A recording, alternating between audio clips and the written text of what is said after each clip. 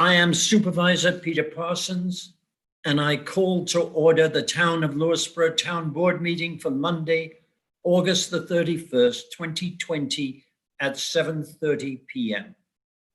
Before I go any further, I want to confirm that Joel has started recording this meeting.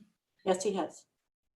In accordance with the Governor's Executive Order 202.1, this meeting is being conducted via Zoom. That link has been provided to the public so that they can view the meeting, and we have confirmed that the feed is active and working. I have confirmed with Janet, our town clerk, that the meeting has been duly noticed and legal notice requirements fulfilled. Notice has been placed on the Town of Lewisboro website and included in the email distributions from the town. With me on this Zoom conference meeting from the Town of Lewisboro are members of the town board, Jen Castellano, Jane Crimmins, Tony Gonsalves, is he on? Yes. Yes. And you're in a dark room, Tony. Am I? Looks like he's maybe a whistleblower that's trying to stay anonymous or something. Yes. Exactly. How's that? And Dan Welsh. We have a quorum and can vote on any matters that come before the board. Also present are Town Attorney Anthony Millay, Town Clerk Janet Donahue, Joel Smith, Facilities Maintenance Director. At the public comment periods, we ask that only the following persons be permitted to speak: residents of the Town of Lewisboro or the Katona-Lewisboro School District, owners of property in the Town of Lewisboro, employees of the Town of Lewisboro. If you want to speak at the public hearing or make a public comment, please raise your hand at the appropriate time. To do that, if you are on Zoom, put your cursor at the bottom of the window and you should see an image of people labeled participants. Click on that to get a panel on the right-hand side with icons at the bottom. You can then click raise hand. Participants who have raised their hand will show up on the host screen in the order that you have raised your hand. The host will then unmute you and tell you that you have the floor. You may also have to unmute yourself if your microphone isn't active. We are also asking that your video be off during the duration of the meeting and only turned on when invited to speak. If you have dialed in on a phone, you can raise your hand to indicate you want to talk by pressing *9. We will ask people to give their name and which hamlet they live in.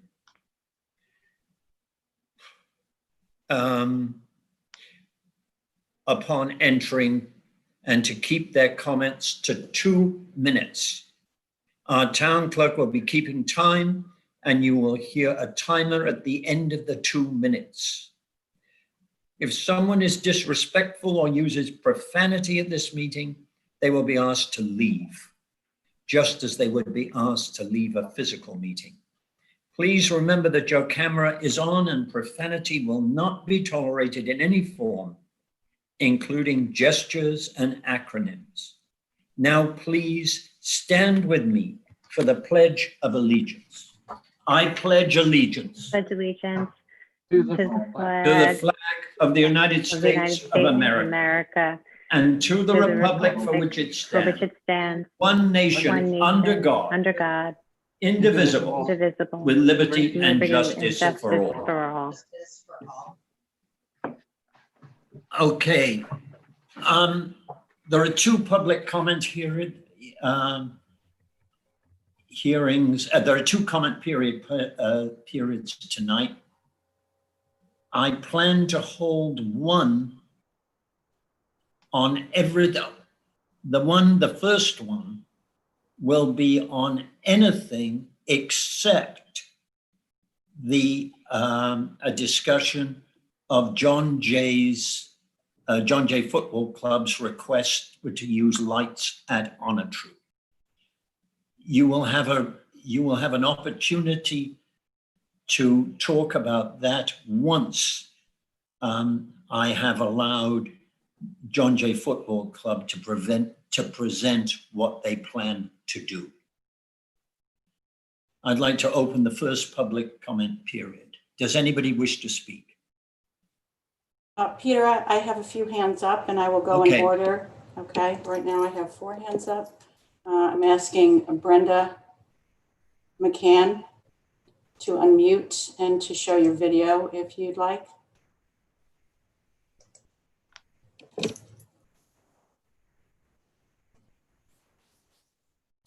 Okay, I'm asking you, Brenda, you have to unmute. There you go. I don't need this period. I want the one that's for the John Jay Football Club lights at Honor True. Okay, Okay, so that'll be. we'll the call on second. you then. Thank All right, the second person then I have is Simone Patramelis. Simone, I'm asking you to unmute and to start video if you'd like. Can you hear me? Yes, we can. Okay, I'll start now. We've previously discussed our police issues in the way of reform as per our governor. We discussed how in need our police are of funding and support. We even heard a councilwoman discuss her fear of them. So here we are in the midst of a crime spree where our local businesses struggling through this pandemic now have to face burglaries. I don't know what we're waiting for. Physical harm. This town board has lowered the speed limit by 5, paid for new signs, and surprise, we don't even have the police to enforce it. Tonight, we're discussing informal gatherings out of nowhere. I don't know why, while we're facing a real safety issue. I honestly am tired of listening to a certain town board member talk about all her private interest in polling of the board. Stop polling the board and wake up. We're a small town. We need to have the board deal with town issues. Flint, Michigan exists at Oak Ridge. Our businesses have been burglarized, but by all means, let's discuss surge and gas versus electric leaf blowers, informal gatherings. We have a fabulous police chief, but he is one person and his small department needs help. We have a town board member that didn't even know where Vista was. Do you understand that? Let me help you find it. A 2-decade-old water issue and a development with children and elderly. Here in Vista, we're diverse, the very thing you constantly talk about. And we're alone at night and on the weekends, because if a state trooper were to come to help us, it's a minimum of 45 minutes to get here, if that state trooper was free. And Vista is where our businesses were attacked last night or early this morning. That's where we are. Now let's get real, find some money to give to our police, talk to Chief Alfano and follow his lead. We need to refund the police, not defund the police. Thank you. All right, thank you, Simone. Now I'm asking Dan's iPad to unmute and to show video as well, if you'd like.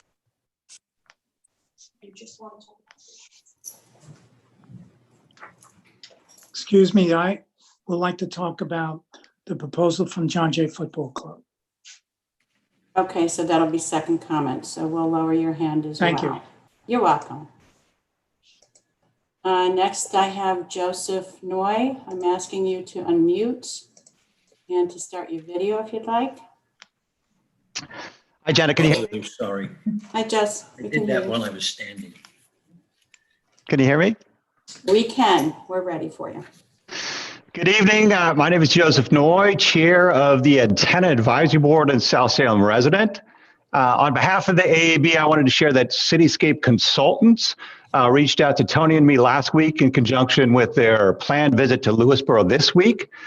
Their outreach and visit signals that they are indeed underway with the wireless telecommunications infrastructure master plan for Northern Westchester. Residents should recall that the town board approved a resolution at the September 14th meeting suspending all the action to move toward a cell tower in South Salem until Cityscape conducts its master plan. Town residents should also be pleased to learn that the study is progressing, as it shows that the county has the funding and with urgency, as we don't want to delay any more than necessary the improvement to our wireless connectivity, especially for those living in homes that lack adequate wireless service as their primary or secondary means of connectivity, both when the power is on and when it isn't. The AAB stands ready to ensure Lewisboro gets all we can from this project. Coordinating with Tony, we have helped provide Cityscape with the information they requested for the infrastructure assessment, which is the purpose of their visit. Cityscape will be conducting this assessment of our current commercial wireless antenna towers and base stations, as well as potential co-location sites, and in the process become familiar with our beautiful community and its surroundings. Their task has been made more challenging, obviously, by COVID-19, including new travel restrictions to New York State. Their visit was pending COVID-19 test results, and they're not planning to meet with anyone in person, and we wish them a safe trip. It is our view that the infrastructure assessment is an important and positive step toward gaining the independent validation town residents have been asking for regarding coverage gaps with our existing infrastructure, the need for additional infrastructure to fill them, and recommendations on how, including where to locate additional infrastructure to optimize our coverage while minimizing the visual impacts. Taken together with the assessments of the carriers, the tower developers, the signal data and modeling available to all, and the real world experience of our residents, we have a clearer picture of what infrastructure is needed and to advocate for to ensure our town remains viable as a place to live, work, and learn into the future. I want to thank my fellow AAB members, Supervisor Parsons, Tony, and all the board members for supporting this initiative. And I hope every town resident does the same. Thank you. Thank you. Can I just add something Thanks. to that real quick? Joseph, an update on Cityscape. They got me, they sent me a text tonight. They're on the ground. They're going to start their site visits tomorrow. That's excellent. I saw your email. That's great. Great news. Okay, thanks.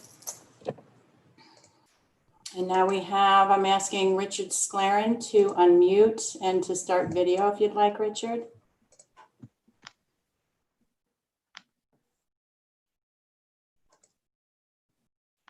Okay, should be good. Good evening. Richard Sclaren from Golden's Bridge. I just had a question. I see on the agenda for this evening, there's going to be a discussion regarding special outdoor events. I was just wondering if that's also going to include a discussion of a potential extension of the outdoor dining option. If I remember from earlier in the year, that was going to end at a certain point in time. So I was just wondering if that was going to tie into a discussion of a potential extension of that outdoor dining option. Not really, Richard. It's really about food trucks. Okay. In the shopping centers. Okay. Is that it? Is that it, Richard? Okay. Next, I'm asking Mr. Tubin to unmute and to start his video if you'd like. Are you doing, can you hear me? Yes, we can. Okay, I would just like to echo what Simone Petramella said as far as the police department. It's obvious that there's things going on that we do not like, that are unsafe, and we need officers on duty after 11 o'clock at night. It's been said before, the state police have a large area to cover. It's obviously they can't get here in a timely fashion. We need our guys and girls on duty to protect us 24/7. And I think it should be budgeted for upcoming budget to have that. It's a given, we need it. We need more, not less. And one more thing, it's rude when board members eye roll while other people are speaking. Thank you, Jane. Okay, thank you. Next, I'm asking Andrea Brendo to unmute and to start your video if you'd like.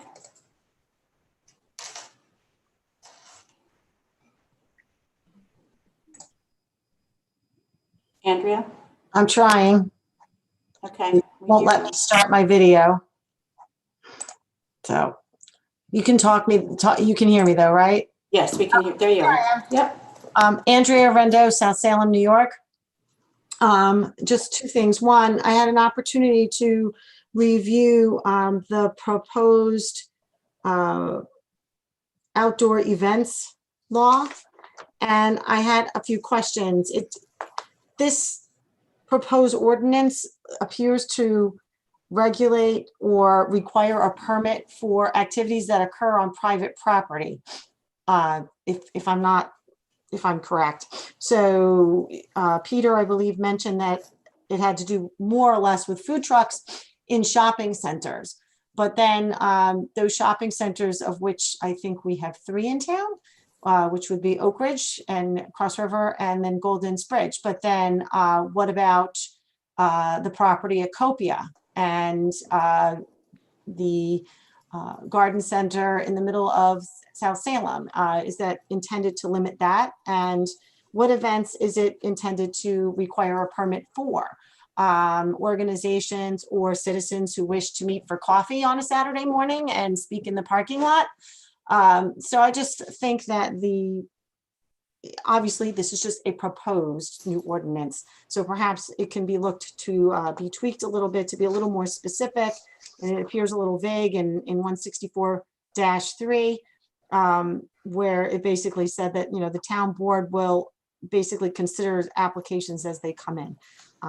So I'm just worried that it's limiting activity on private property and charging a permit fee for that. And that's all. Thank you. Have a good night, everyone. Thank you, Andrea.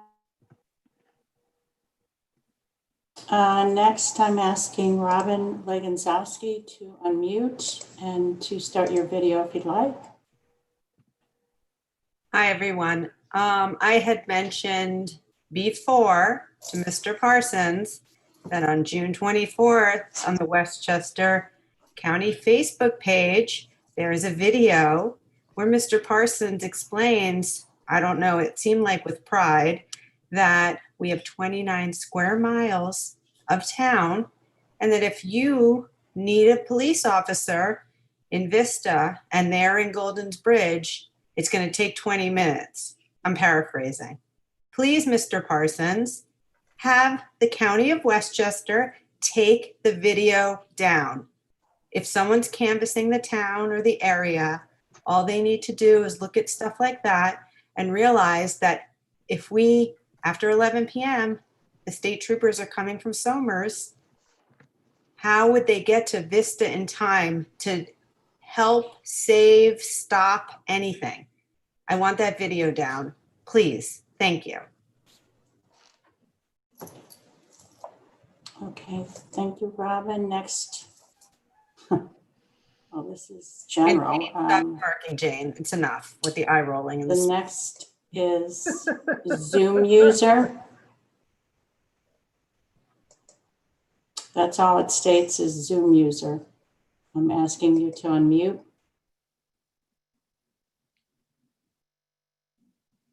I guess it's me. Hold on. It's me. Oh, I didn't know. okay. I didn't know it changed to Zoom user. Hello, everybody. It used to say Copia's iPad, but there's 4 of us in this house, so anybody could be using the Zoom user. Okay, so you're good to go. You've got 2 minutes. Peter, why don't you introduce yourself? I'm Peter Cipriano from Vista, New York, and we are the one of the buildings that got broken into last night. So the Farmer's Grind got broken into last night, and what I would request from the town is we need from the state, a plate reader, I don't know, something that captures vehicles, plates on 123. There's a lot of traffic. There's a lot of drug activity. I can only imagine 123 is a thoroughfare. It goes right down to Norwalk. It's easy to get on 95. Wherever there's an easy access on and off, there's going to be issues. We just need something on 123, whether it's a plate reader in the middle of Oak Ridge, a light, a camera, not for a traffic light, but a camera to just videotape at the same time of plate reading. I don't know. We do need something in our section of town. And the other item is the The gatherings, I understand where you guys are headed with that, but just if you're going to put a resolution forward, make it pretty clear. So whether it's a farm market or a food truck, it's very clear. So we all understand what exactly is being regulated. You guys have a good night, all right? You. Okay, You too. thank you. And I have one hand left, and that's Dan DePonto. I'm asking you to unmute. Can you hear me? To start your video if you'd like. Yes. Okay, so I don't know. I have a few questions. I know this isn't a two-way conversation. Usually it's a comment period. But I think I missed the last town board meeting, but the one prior to that, we were talking about police coverage, and there was overwhelming support for additional police coverage overnight, and a few people have touched on it. But my question is, how do we know what's being discussed and where this is going? I know that previously, years ago, we did have 24-hour coverage. We had more officers per shift. And I don't know if there's anyone that could speak to when that changed and what the outcome, has been over the years. So I'm just wondering, and I don't know if there's anyone that can speak to my questions. Thank you. Okay, there's one more person. Jim O'Connor, I'm asking you to unmute. And if you want to start your video.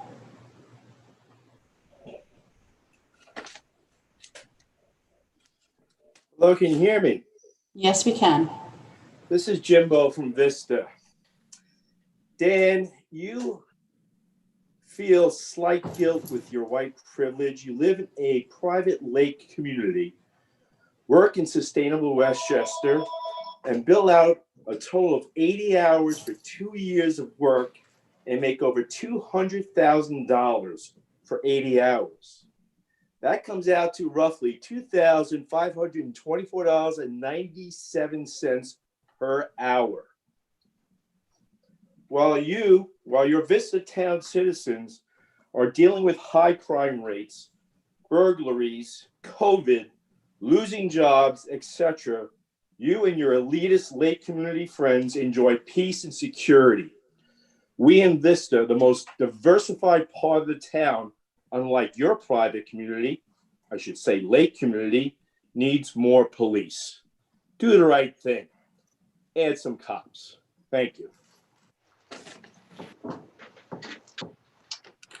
Okay, and we have one more. I'm asking Jeremy Zittimer to unmute. I see you on video there. Hi, can you hear me? Yes, we can hear you. Hi.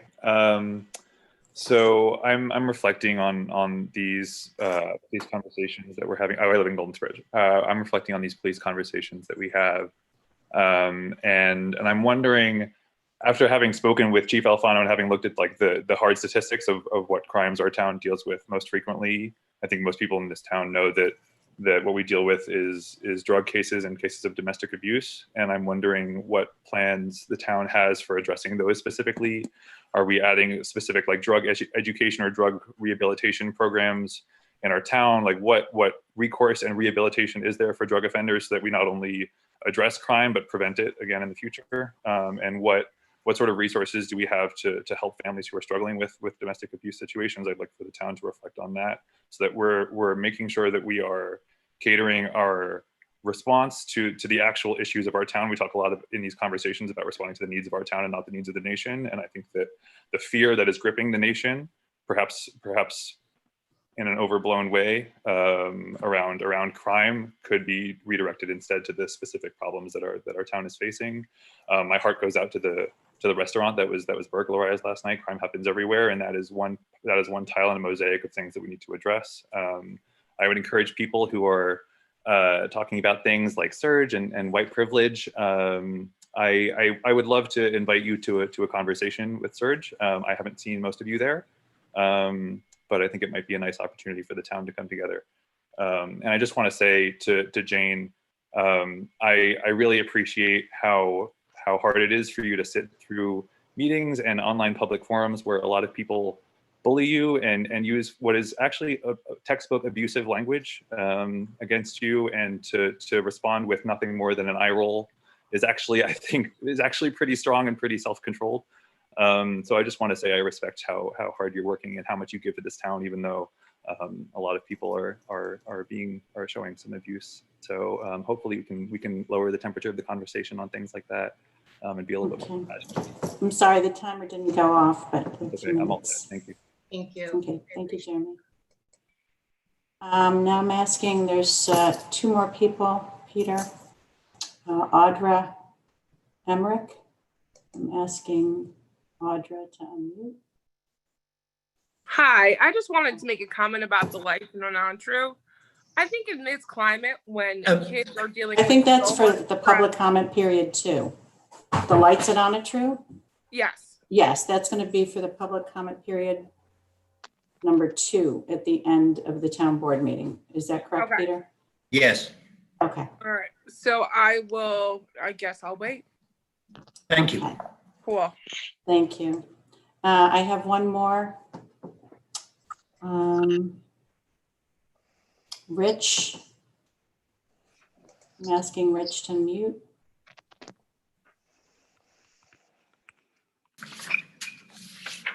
Hi, good evening, everyone. My name's Eric Smith. I'm actually new to Vista. I am also the owner of the Farmer's Grind with my wife, Michelle. I just wanted to introduce myself, kind of get a face out there. And they got broken into last night. And I just wanted to let everybody know, hi, we're here, just listening. I appreciate everything going on, and I appreciate everybody getting together. And we want to do what's best for the town. So just wanted to introduce myself and say hi. So appreciate everything. Thank you. Thanks, Eric. Thank you, Eric. Peter, could I suggest that second period or second public comment period come like right after the presentation about the? Yes, Dan, you can. Yeah. Okay. And it should. Yeah. All right. Yeah. Okay, Supervisor, that's it for public comment period. All number right. 1. I have no communications of particular merit. There are a lot of communications about lights at On a True, but I'll leave that until we come to lights at On a True. I'd like to propose approval of the minutes of the October 13th, 2020 meeting. Do I have a second? Second. Discussion? All in favor? Aye. Aye. Is Clayton Hadlock present? Let me look. Clayton, I'm asking you to unmute. Yes, I am here. And I'm asking you to start your video. We see you. Thanks. Would you like to summarize your project, your Eagle Scout project? Yes, I'm with Troop 1 Lewisboro, and my project is that along the connector trail between Pound Ridge Reservation and the Lewisboro Town Park, it's on the Town Park property. There's a campsite, which there are 7 platforms there in a pretty rough shape. They're pretty broken down, not really usable whatsoever. So my project is to remove the old broken platforms and clean the site up, and to replace and build 4 new platforms for the campsite. I think this project is beneficial because it provides and opportunities for outdoor recreation for families and members of the scouting community in the town to have a accessible campsite to use. That's the outline of my project. Have you seen Dana about this project? Yes. Did she send you to OSPAC or not? To what? There is a committee named Open Space and Preserves. I have not. Okay, I don't I'm believe not so. sure you need to go there if you've seen Dana, but the people you've definitely got to go to are ACOG. Anything on town property has got to go through ACOG. Okay. I can't think why they would object, because quite honestly, what you're proposing is an improved restoration of an existing mess. Do you, you sent some documents out that we saw, but I forget, do you have a actual, like a sketch, like map type of where these are located? On the town park map. I was just wondering if you had it that you could actually pull it up and share it. If not, don't worry about it, but. I don't have it with me, I'm sorry. Okay. Dan, if you know where it is, don't you? It's up the hill, like there's like. It's up the hill, top of the and hill. you're walking towards Ward Pound Ridge, Yeah. and you look over your left shoulder, and you see what used to be a campsite, and it's kind of disintegrated with old age. Is that a fair description, Clayton? Yes. And then would this campsite would be mostly focused on scouting. Would it be open to the public also to use? And if so, how do is it sort of managed in some way? I believe the campsite is open to the public as it's just part of the. I guess town that would park.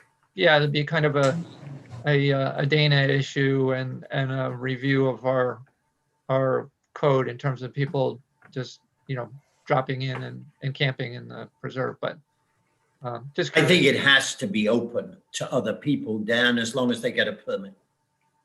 Right, I guess that's what I'm asking, we'll need a permit and there's a process for that. There probably always was, and maybe it just faded into obscurity and now we'll have to dust it off, but sounds great. I think if people usually camping would go to Pound Ridge Reservation, which is, I guess, the county, but this would give people an opportunity to go to the town rather. And camp on the cheap. Yeah. Yeah. Very much like that pathway is the cheap way into Ward Pound Ridge. Yeah. Well, this sounds great, and I guess you'd have to have a couple of stops to make before you can finally get approval, but sounds good to me. I'm going to be meeting with the Parks and Rec Advisory Board Council, and I've also turned in building permits as well. Okay. Thank Good. you very much. Thank you, Clayton. Thank you Good for luck. Thank you, Clayton. Thank you for listening. Have a good evening. Thank you. The next item. Peter, did you want to make a resolution for that? Oh, yeah. Oh, yes, I'd like to make a resolution approving Eagle Scout Clayton the Eagle Scout project of Clayton Hadlock, waiving fees and the project being at the town park on the pathway, or just off the pathway toward Pound Ridge. Do I have a second? Second. Sorry, that was so rambling, Janet, but I'm sure you can tidy it up. It's all set, got it. Do I have a second? I second, Peter. Discussion, all in favor? Aye. Aye. Aye. Can we, is somebody here from John Jay Football Club? Do you have a name for me, Peter? I think. Or raise your hand? Chris Reach. Yes, Chris Reach. Chris Reach? There was some Yep, question he's about on. whether Yeah. he's Yep. on. Well, he is here. The reason why he was going to be late has gone away. Ah. Because he was going to be late working on a soccer game at the high school, but the high school closed today. Okay, I'm still looking. If he's not here, then. No, he's here. He's here. I'm asking you to unmute. And if you want to start your video, Chris. I can hear you. Let's see, it's forcing me to open preferences for video, so I may not be able to get video in. Okay, we can hear you though. That's good. Okay. Chris, can you explain to everybody exactly what you're planning? Sure. So first of all, my name is Chris Reach. I'm the president of the John Jay Football Club. I've been the president of the club since 2014. I live here in Goldens Bridge, and I've been a member of the community since 1998. We are proposing to place lights at Onitry Park on fields 1 and 2 after daylight savings time, which is next weekend, for 3 weeks to complete our fall season. We're looking at anywhere between 4 and 6 lights that would go onto that field, and that is the northeast corner of Onitry, I believe to the right side of the tennis courts.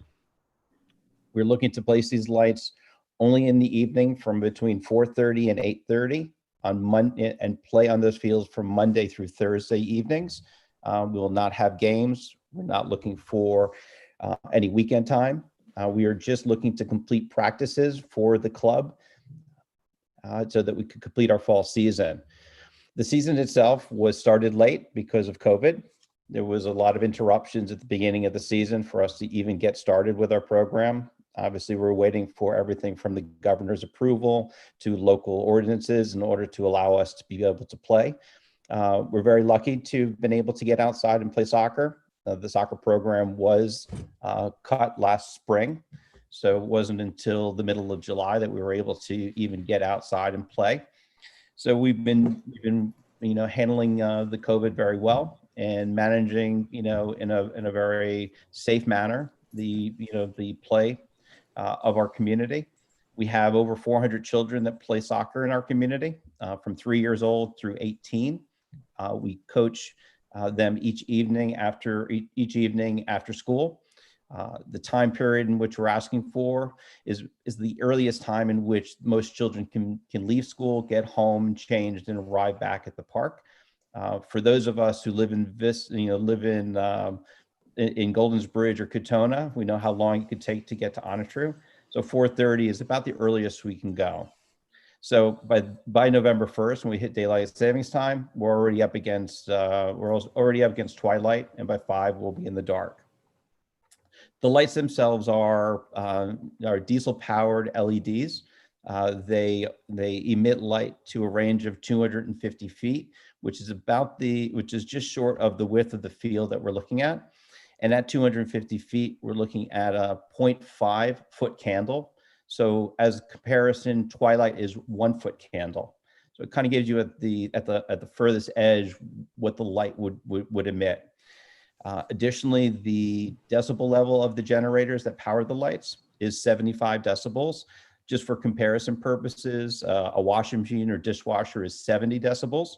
Normal conversation is 60. A gas-powered lawnmower would be 85. So just kind of give you a sense of what the decibel level is of the generators, and obviously the amount of light that would output. We're looking to place the lights on the corners of the field and allow one to be used in the grassy area between the rock wall and the main parking lot, and that one would be for pickup and drop off of the children. So we need additional light just to make sure that we're safe. It's not a very different situation that you would find at the drive-in movies that we've had, or for the fireworks show where temporary lights are used at Onitry Park. The lights themselves would only be turned on during good weather. If it's raining, we will not be playing. the lights will be, you know, brought to the field, maintained on the field.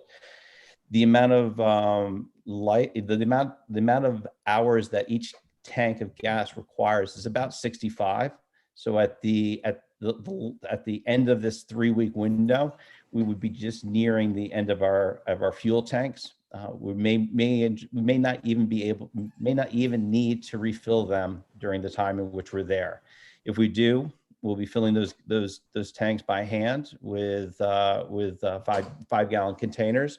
And again, we'll take every safety precaution necessary to make sure that there are no spills, and we will prepare the ground below them just in case there is one. The club takes responsibility for all costs of these units. Any damage to the fields, you know, if they do cause any, i.e. tire marks and the like, which is all we expect. And that is about it. But I do say, you know, the main reason that we're looking for this, because we don't typically have lights in the fall. We typically go indoors to play. But the indoor facilities that are available to us are very far and few between. There was one major source that we utilized, which was the Brewster Indoor Sports Arena. That has been closed to any sport use. It's now a warehouse. And the only other indoor facilities would be school gyms, which are closed to our use, or somewhere's indoor sports. And to be fair, there's not a member of our community and our soccer community that wants to bring their children indoors. So the main reason that we're here and talking about this is COVID. We have no option to utilize any of the school fields, to utilize the lit field at the high school, or to go indoors where viral loads can become problematic. So we're looking for this temporary, you know, opportunity to bring lights to Onatru. We would love to be able to continue to play. It's very meaningful to the families of our community as well as the children to have something other than computer time. And we are by far the largest participatory sport in the town, and we believe that we serve a need, and we would like to continue to serve that need through November 19th. That is all I have to share. If you have any questions. Yes. How visible would those lights be from Trybrook Drive? Well, from Trybrook Drive, if I can interrupt, Peter, would it be easier for me to share a screen with the actual location of where the lights are located? This way everyone can see. Yes, but even I've looked at those and I'm still not sure how visible they would be from Trybrook Drive. Right, but we could see how the distance at least and see where the lights would be placed. Go ahead and share, because some people on the call don't even know, you know, which field 1 and 2. Right.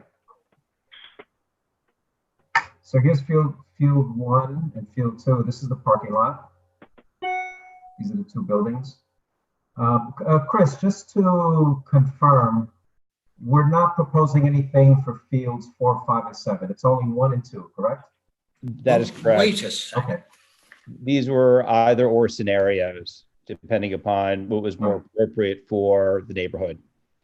But we feel in talking to the Parks Advisory Council as well as Dana, fields 1 and 2, which are next adjacent to the tennis courts, are further from Trybrook.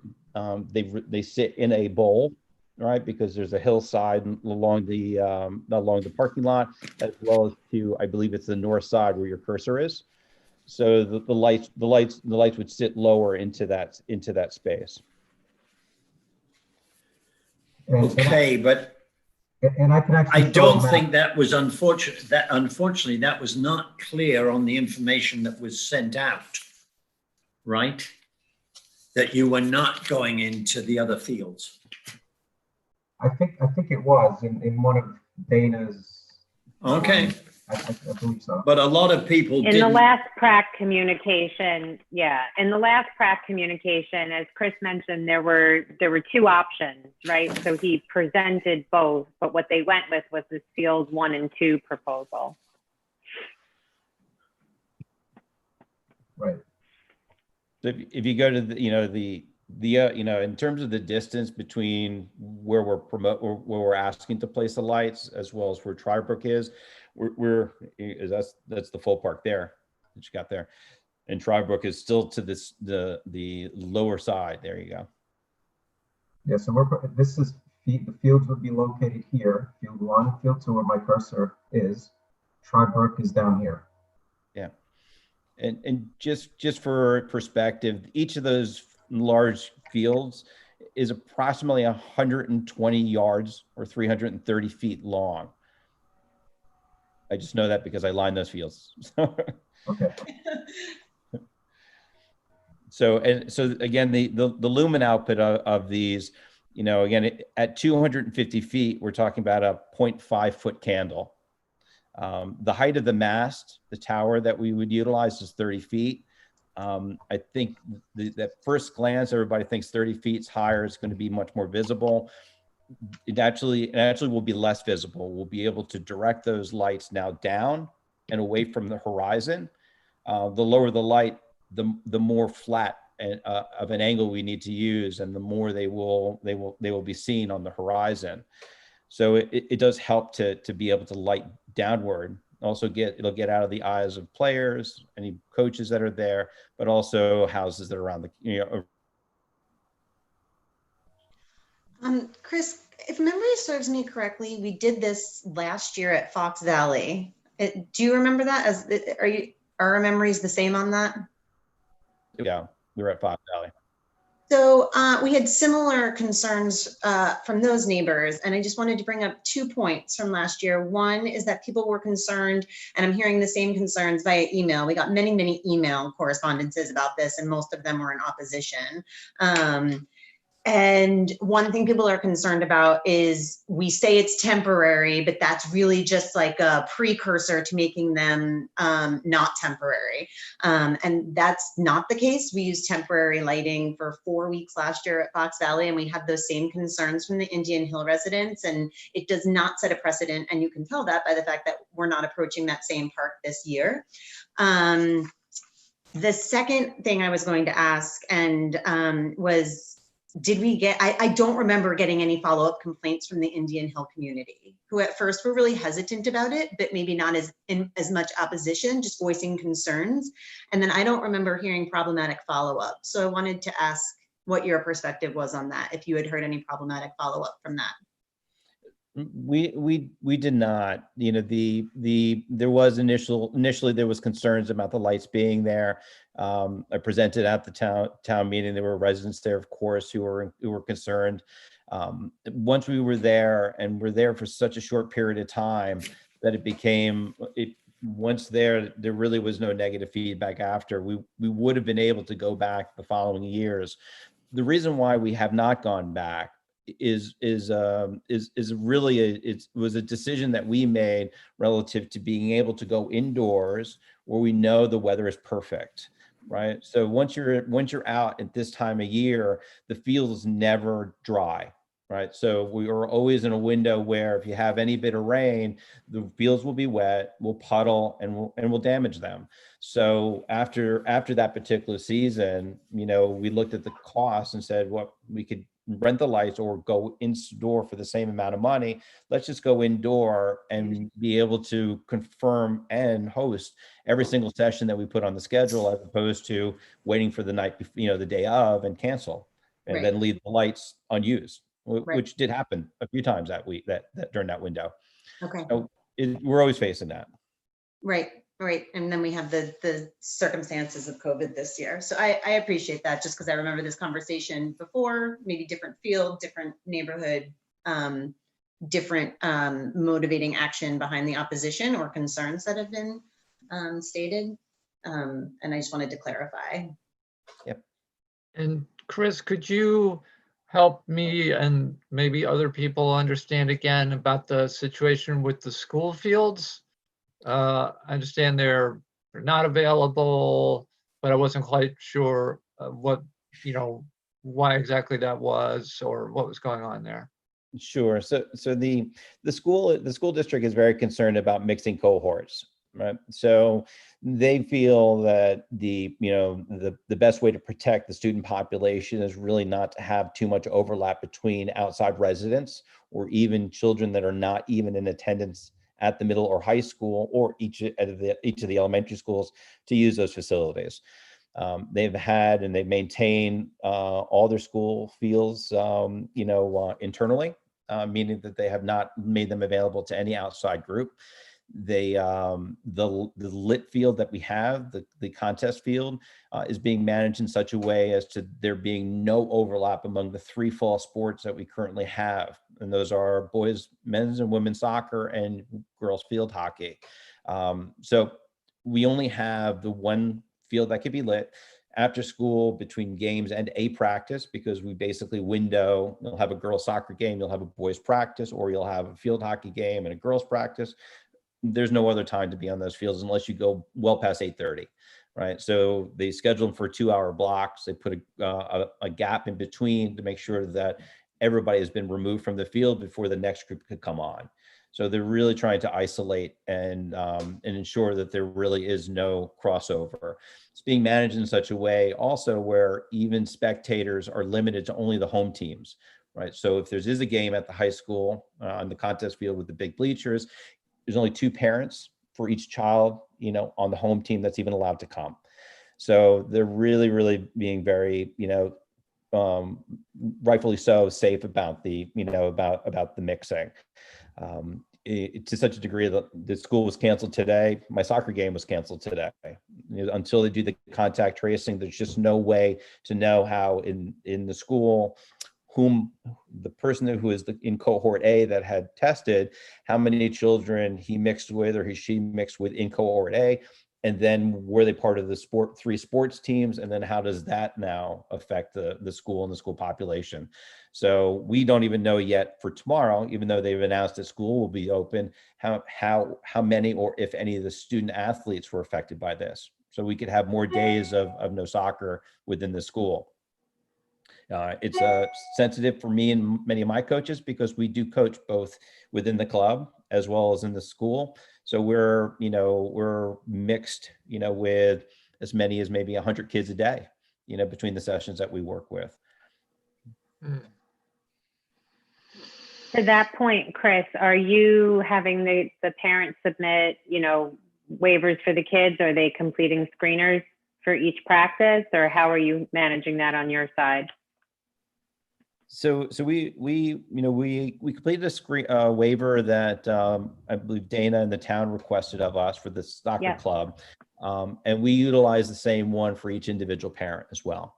So we, for them to join, the program, they filed a very similar waiver.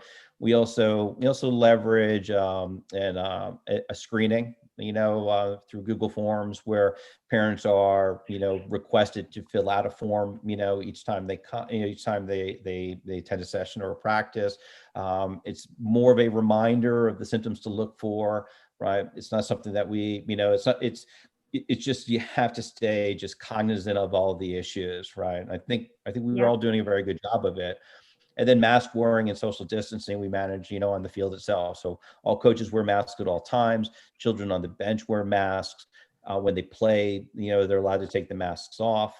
And that's worked, for us, to date. We have not had, knock on wood, a breakout within our program and in our greater community, luckily. And it speaks to the value of being outside in the open space. We couldn't do this in a hockey rink. We couldn't do this on a basketball court. It's good to have the facilities that we have in order to be outside. And it's unfortunate that we don't have a permanent place in the evening that we could play come daylight savings time, but this is how we're asking to manage around that. If I also didn't mention earlier, we got started late. The season did not kick off when it typically does right after Labor Day. So for us to get the 10-week season in, it's now pushed it almost to Thanksgiving, which is typically not where we are. So it's 3 weeks after daylight savings time. We may be 1 or 2 weeks typically. And we're still seeing, games have been, postponed or canceled based upon outbreaks in some other communities. We've seen it at Somers and Pleasantville. We've seen it at Edgemont, Port Chester on Friday, right? So all those cancellations now force us to look at like the back end of the calendar 2 weeks hence, whether or not we can get those games back on. Some cases we can, some cases we cannot. But we're not going to extend the season beyond, I think, the 22nd of November. Okay. And just two other quick questions. I know you said 6 lights at first, but I noticed there's a 7th on the map. Is that just in case you need to get, you know, players and parents back out to their vehicles, or that's a definite part of the plan to have that additional light over there? Yeah, I think how we last left it with the PrAC, or how I last left it with the PrAC, was that we'd like to put as few lights as possible and adjust from there, right? So I think we can get away. I'm hoping that we can get away with 4 to 5 on the field and then 1 near the parking lot. It's like the picture's a little, you know, the one in the lower left looks like it could be off field, but it actually is on field. So that one probably will not light the parking lot, but it has to light that field too. You know, if we can get away with fewer lights, I'll get away with fewer lights. I mean, it costs me a lot more money to have them there, so I'm happy to not. It just, you know, we know we need one for the parking lot for safety. It's definitely one of the things that was problematic at Fox Valley. So to kind of build on the question that was asked earlier, that hillside coming down to the parking lot, it gets a little dangerous in the evening. There's no light there. It would be very difficult to light that, as well as a really narrow parking lot. That's it on a lit day. That's a tough parking lot to get in and out of. And if you're going to walk down and around to the baseball fields by the tennis courts, there's any number of places where you're hidden from view for oncoming traffic. And I just know with lights as well, it just makes it that much more difficult. Anybody's backlit from a car leaving and one coming in. So it's not a great space in the evening. Right. No, I appreciate that. And the last point, I know the next week or two in your season would be the busiest, and you're mentioning, you know, this particular application is through the 20th. The season may go until the 22nd, but that last week is usually pretty reduced. Are you anticipating using the fields, you know, 4 days a week as you come into the end of the season, or is that going to be limited? I know it'll be much more limited. So we only have about half of our teams have games right now on the 22nd. So do I expect them all to disrupt their I think they'll try to get as many practices in before they can't get them in anymore. But I do think it'll be more limited. There tends to be few, you know, when there's no game to be played that Sunday, there does tend to be fewer people that will come out in that last week. But yeah, it's just, I know it's there in the calendar. We know we have some TBS games to be scheduled. That is for the 22nd. So right now I know it's a little bit, we could have more games, but right now we're about half scheduled. Okay. Thank you. Welcome. All right, I think that the letter which best expresses the point of view of the neighbors, I've got about 15 of them, which I do not propose to read. Peter, Peter, before you do that, do we want to have the PrAC? Yeah, I would suggest, yeah. Yeah, I was going to Is say. PrAC here? Ian Harris, I think, is on.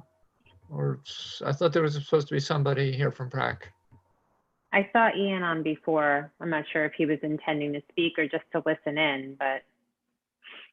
Tony, is there any way that you could remove that so I can? Oh, yeah, sorry. That's okay. Thank you.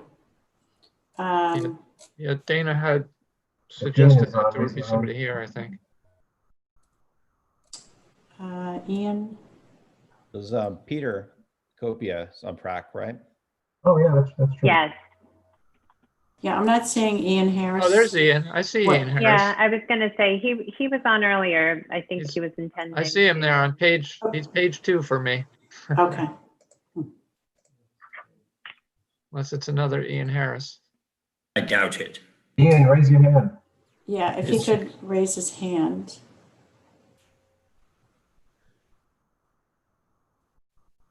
There he is. Oh, there he is. Hi. There you go. Okay, so I'm going to ask you to unmute and show your video if you'd like, Ian.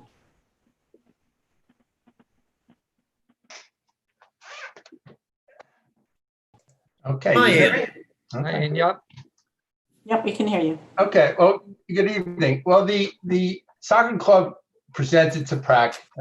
Hi, I'm Ian Harris. I'm the chairman of the Parks and Rec Advisory Council, and I live in South Salem. The soccer club presented to us.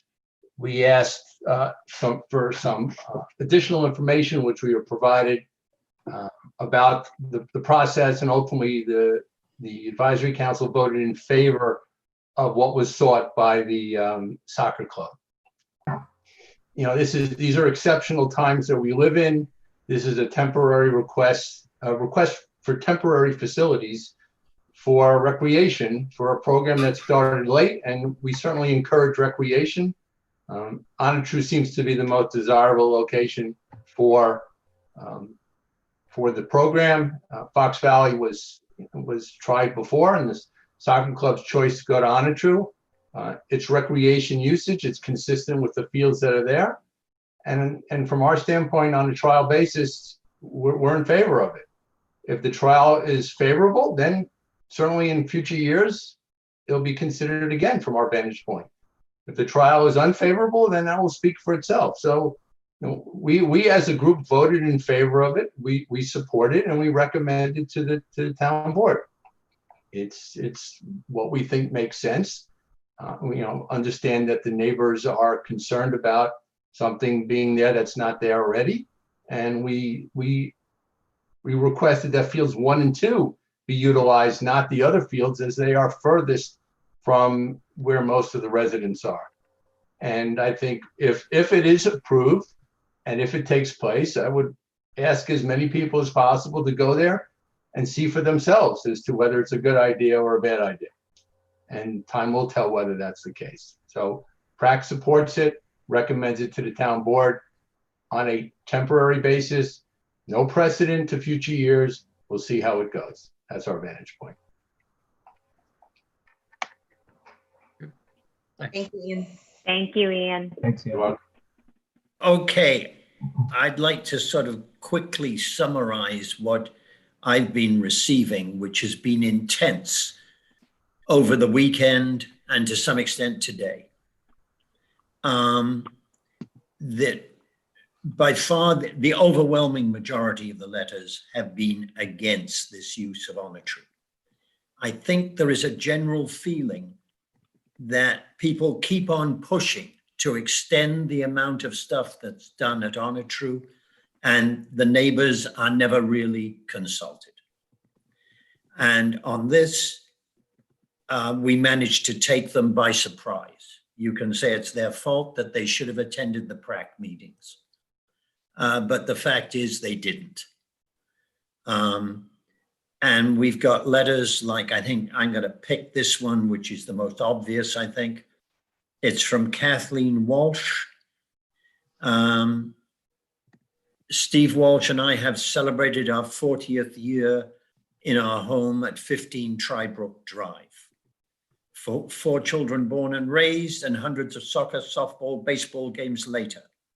Never did we see the need for nighttime lighting at Onatru Farm. Our children enjoyed years of playing at Onatru and the other fields in town. Alice Poor certainly realized that her gift to the town of Lewisboro would become a much needed focal point and resource nestled within this family community. And as such, she decided to place constraints on her gift to protect its intended uses.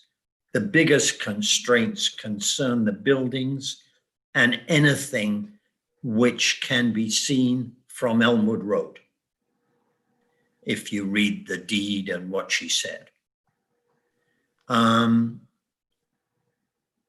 We are all expressing different challenges in the midst of this pandemic.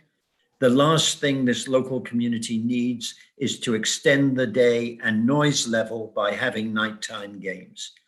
It's always easy to justify the benefit of such a decision when, as the adage goes, it's not in your backyard.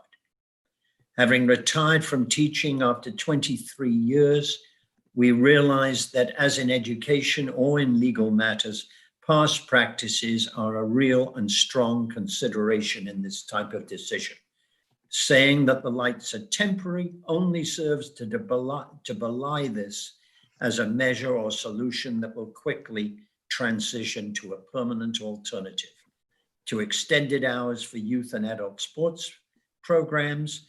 Special events with extended times have demonstrated too well that the noise and lights of July 4th celebrations, week-long sporting events and competitions, or the town library fair are all worthy community events, but nonetheless create a stressful burden on nearby residents and their families.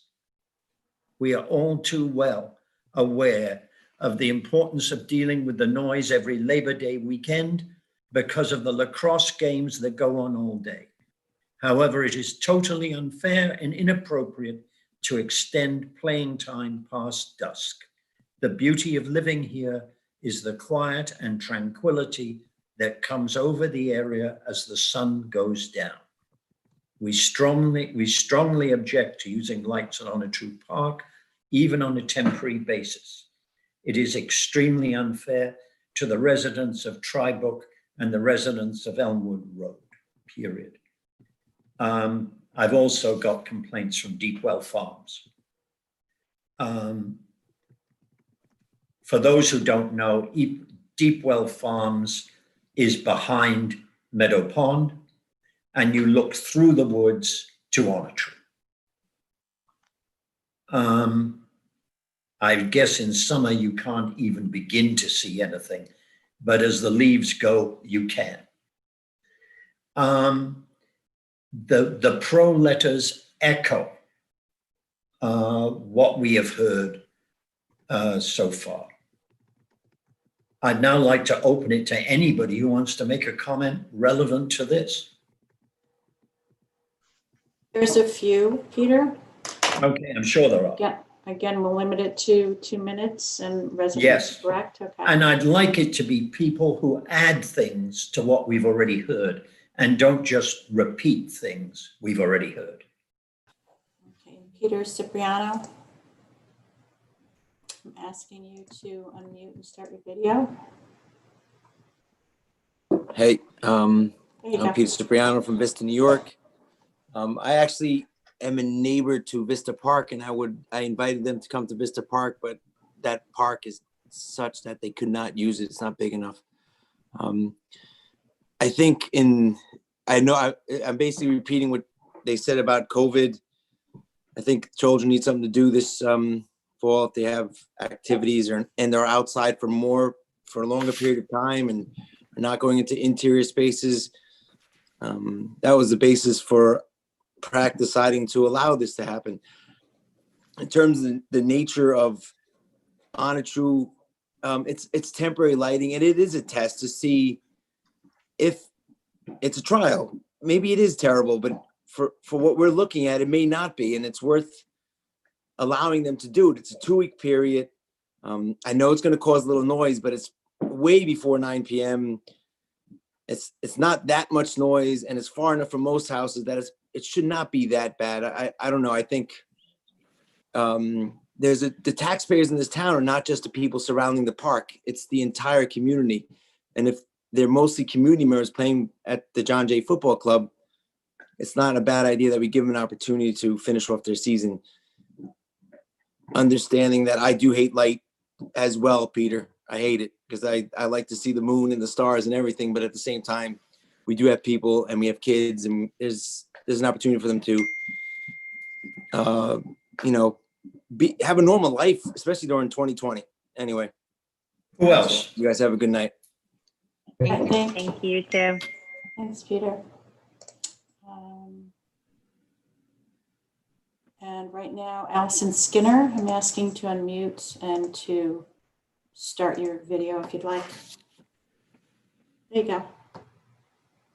Hi, thank you so much. A lot of really great points brought up about this, and there's much that I agree with and much that I disagree with. As a resident of Trybrook, I can actually tell you that from those fields, I can hear and see what's going on. So saying that we can't see them from here is inaccurate. I 100% agree that kids should be allowed to play. And I understand that in these interesting times, things have changed, things are different. But what concerns me most is not the next 3 weeks of the year, but the fact that this is a test to see how it goes. And if it continues, then it does affect the living and the lives of those in the community directly surrounding Onatru. And yes, not in my backyard, and there's a lot of people whose backyard this isn't, but that should not belie the backyards of the people whose it is. So, and the fact that the email also doesn't include years in the dates concerns me, that this is a test and is not just for now. Really, that's really what concerns me. That's just not just for now and not just for the next 3 weeks. And I do agree that kids should play. I 100% am for that. But it's, you know, when the movies are playing, we do hear it, we do see it here. Thank you very much. And I just want people to understand that it does affect us. And my biggest concern is not the here and now, the next 3 weeks, but moving forward, when one exception is made, how many more concessions does it take for the rules to go out the window? Thank you. All right, thank you. And next person I have is Jay Lord. I'm asking you to unmute and to start your video if you'd like. Okay, there you are. Hello. My name is John Lord. My wife, Molly Maloney, and I live at 3 Trybrook Drive. We purchased our home here a little over 3 years ago, knowing full well that it abutted Onatru Park and Preserve. We love the dual purpose of this amazing space donated by Alice Poor for preserving the natural surroundings. We also knew that Onatru was a vital recreation area for the town. I appreciate the additional information Mr. Reich provided and the board provided at the beginning, updating us based on what was not included in the agenda and the minutes for this meeting. But with that said, I'm still truly troubled by the lack of information on the process by which this proposal got to this stage. I'd like to know why the residents adjacent to Onatru were never notified this was under consideration. This request was clearly considered by the Parks and Recreation Advisory Council, but there don't appear to be any minutes or agendas on the town website the way there are with many of the other councils and committees. The last one was actually updated in May, which is unacceptable. This lack of transparency is what's truly troubling. My fellow residents and I are really concerned about this setting a bad precedent, and this is exactly why. My wife, my neighbors, we're concerned because this potentially paves the way for even more nighttime activities, the permanent installation of lights and other equipment that are going to cause irreparable damage to our neighborhood. I mean, if this process is any indication, the prospect of turning Onatru into a full-time sports complex feels very true. Beyond the effect to us as homeowners, I'm really alarmed at the effect this could have on the environment. I'd like to know if this proposal and any others going forward require something like an environmental impact statement, the impact of diesel engines on the fields and the effect that could have on the wetlands, our groundwater, and our wells. And the last thing I'll say, and this goes back to the process, is should this be approved, which I really hope the board does not consider, I'd like the board to commit to a much more open process going forward and a additional comment period where residents can both weigh in on the Parks and Recreation Advisory Council as well as the town board. Thank you. Thank you. Okay, thank you. Next I have Kara's iPhone. I'm asking you to unmute and to start your video if you'd like.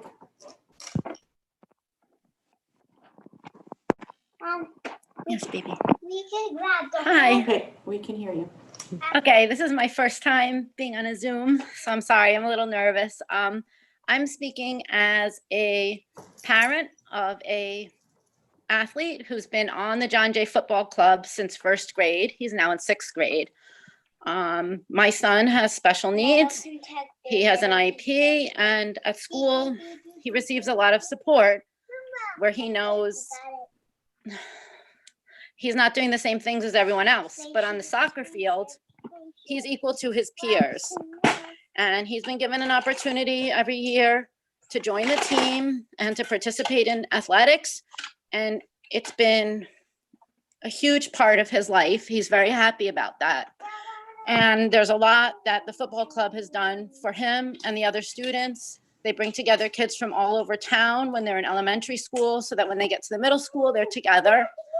And this is a temporary thing for a few weeks because we're running into nighttime and we can't use the indoor athletic facilities we've used in the past. I don't think there's anything going on with bands or parties or noise or fireworks or things that I've heard. It's simply kids playing and having as much of a normal routine as they can in really difficult times right now. I don't think anyone wants to abuse the privileges of being there or create environmental hazards. I think really they just want to make it possible for kids to continue having something that feels like normal. I understand the neighborhood's concern. And, I've come from living in the city, so I understand about noise and light pollution. But I think if people could, just understand this is a temporary thing for right now, what their team is asking for kids from all ages in our community and families in all ages in our community to use the facility for a short period of time. Just, it ends November 14th. So it's not going to go on into the winter, as far as I know, and practices, they end at 8:30 at night. They said it's not going to be, well, I don't want to go on too long. I only have 2 minutes, but if people could just think about kids and understand that for the children in our community.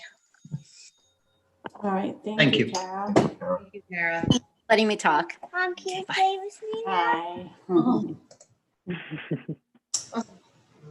Okay, so now I'm asking Brenda McCann to unmute and to show her video if she'd like. Hi, my name is Brenda McCann. I've lived at 117 Elmwood Road for 31 years. I'm a retired elementary school teacher and I'm a reading specialist. I work as a part-time consultant teaching marine science and embryology to primary grade students. My goal as an educator has always been to instill in my students the importance of respecting the environment and being stewards of the earth. I am against the proposal to erect temporary lights at Onatru, and here is why. Let me start by discussing the fact that this is Onatru Farm Park and Preserve. When Alice Lane Poor donated the land to the town of Lewisboro for open space and recreation, her intention was to maintain the rural farming atmosphere of Lewisboro by preservation of the house buildings and fields, as well as trails for observing wildlife. Okay, number one, I agree with what's been said. The temporary lights suggested will open the door for permanent lights or annual temporary lights. Two, the light poles and the diesel generators will impact the wildlife in the area. They'll disrupt the circadian rhythm of songbirds. For example, there are many new flocks of beautiful goldfinches that live in the areas surrounding the fields. I know because I run there many times a week. The generator noise is also something that will impact the wildlife. The lights will be visible on neighboring properties in the fall when there are no leaves. I will be able to see the glow because my property at the end abuts the other fields there, and you will be able to, it will reflect over. The other thing that was mentioned was about safety, and the soccer players are masked on the bench and they're not masked on the field, and the coaches wear masks. Well, I have to tell you, I have had to leave Onatru several times recently when running or walking because the sports practices going on encouraged parents to get out of their cars unmasked in groups with their children, unmasked. I didn't feel safe. I left. There's no one there to enforce a mask rule. Think about it. Town offices are still closed for safety reasons. Katona Lewisboro will not allow field use because of safety issues. The Lewisboro Parks and Recreation website still actually says no gathering over 30 people. Is that time up? Yes, it is. I'm sorry. Okay. It's okay. All right. Thank you for your comments. Thank you, Brenda. Next.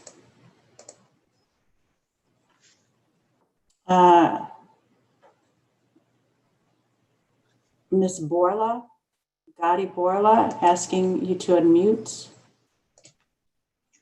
and start video Can if you you'd hear me? like. Yes. Okay, sorry. Yes. I don't know if you could see me. Yep. Yes, we can. Yep. My name is Gadi Bula. I live in Golden's Bridge. I have 2 children in the John Jay Football Club community and just want to offer just a slightly different perspective.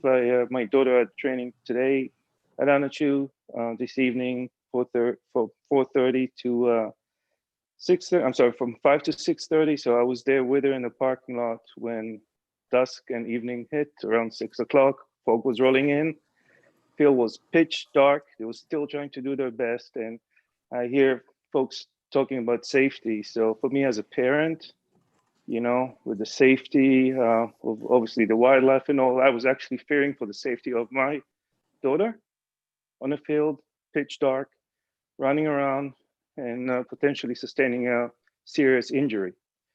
So kind of want to offer the perspective of a parent, given the situation. And, you know, we do have training till 6:30, I believe, for 2 more weeks. And just want to basically raise this particular angle is really the safety of our children within the fields. Thank you. Thank you.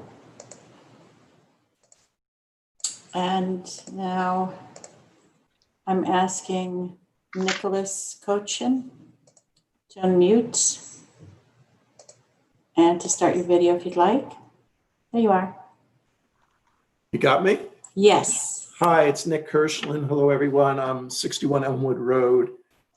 I'm a longtime soccer dad of 2 sons who played at Lewisboro Soccer just as it was transitioning into the more competitive John Jay Football Club.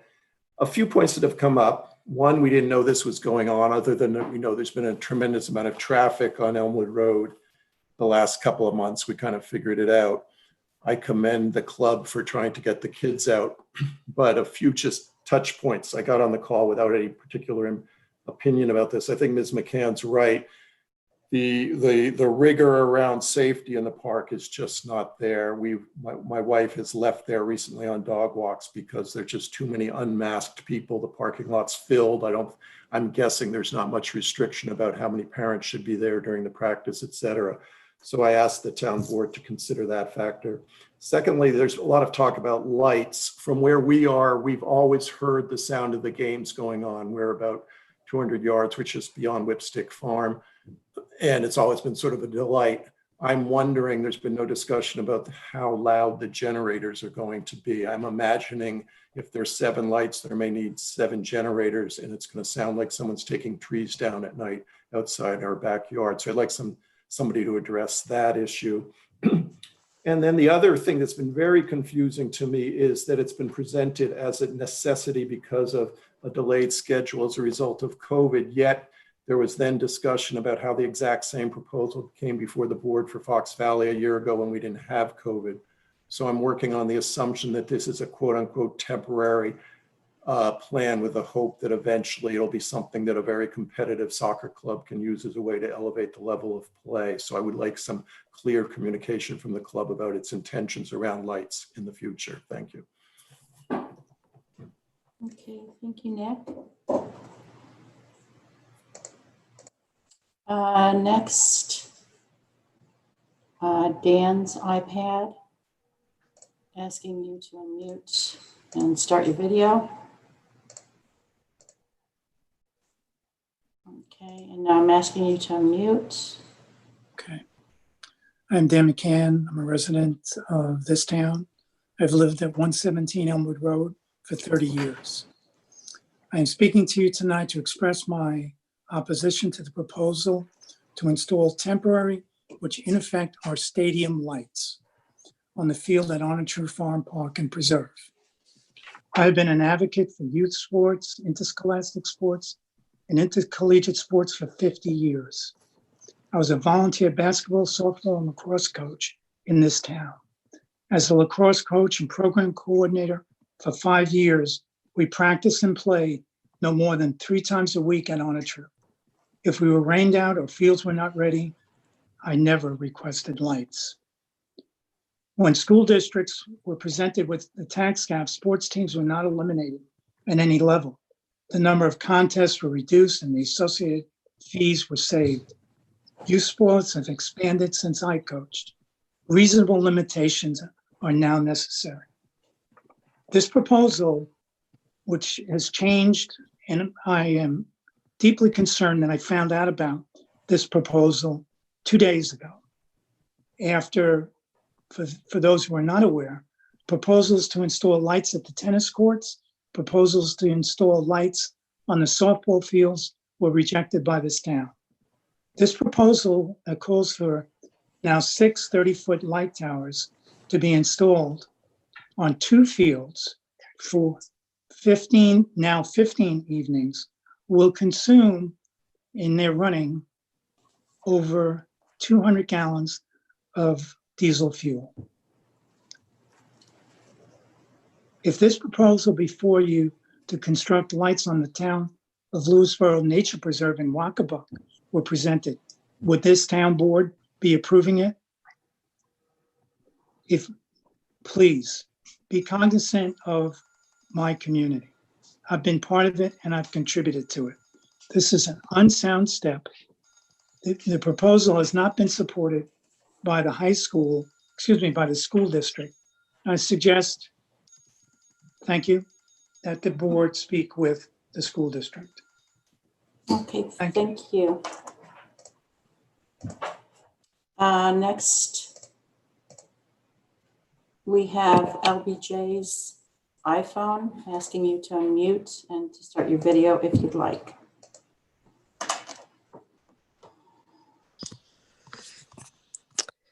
Hi, my name is Leah Jacobson. I am here in support of John Jay Football Club and the temporary placement of lights at Onatru. And the only thing I want to say is, because I don't want to repeat all of the reasons why people are in favor, but I do want to say that I would look for the board to use this to approve what's being asked, which is temporary lighting.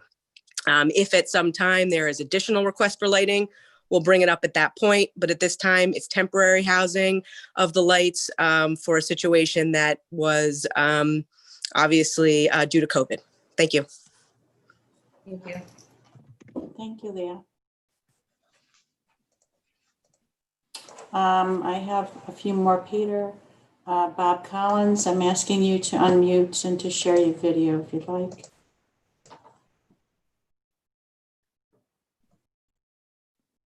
There you go. I was wondering when you were going to show up, Bob.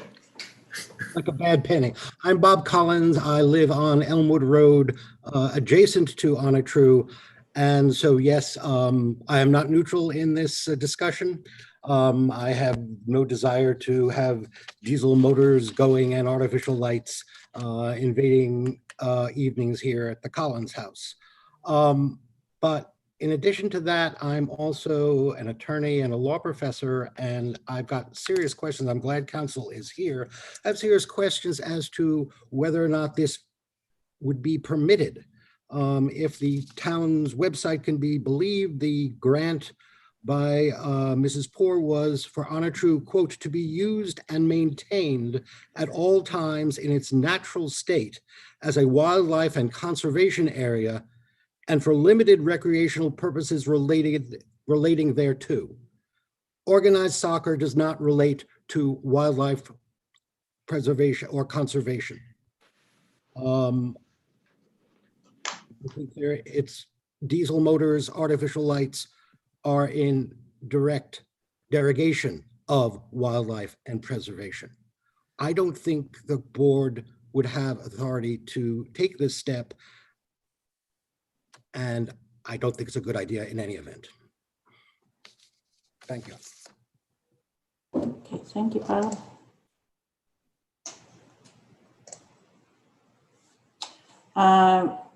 Now I'm asking Rodney Vega to unmute and to start video if you care to. Yeah, I'm speaking as a parent. I live in South Salem. I live on West Lane, right behind Elmwood, and my son is in the John Jay Football Club. I think Chris Reach, he made kind of an exhaustive attempt and to make this sound exactly what it is, temporary. He's explained it really well. The kids really had nowhere to go. Hikes that we used to take, we could not do. Leon Levy was all shut down. Kids were really put out. There was a malaise in the community with the children. Here's an opportunity to just give it back to the kids for a really short time. I appreciate the fact that the neighbors will be affected, but I don't know if there's any short-term studies on how a several-week, few hours a day diesel running is going to hurt any wetlands or any birds in any manner, shape, way, or form. So that being said, I think the town should give it at least a chance, give the kids a chance. It's an unprecedented time, and I think we all know that. And I think that's the only reason why Chris has brought it up.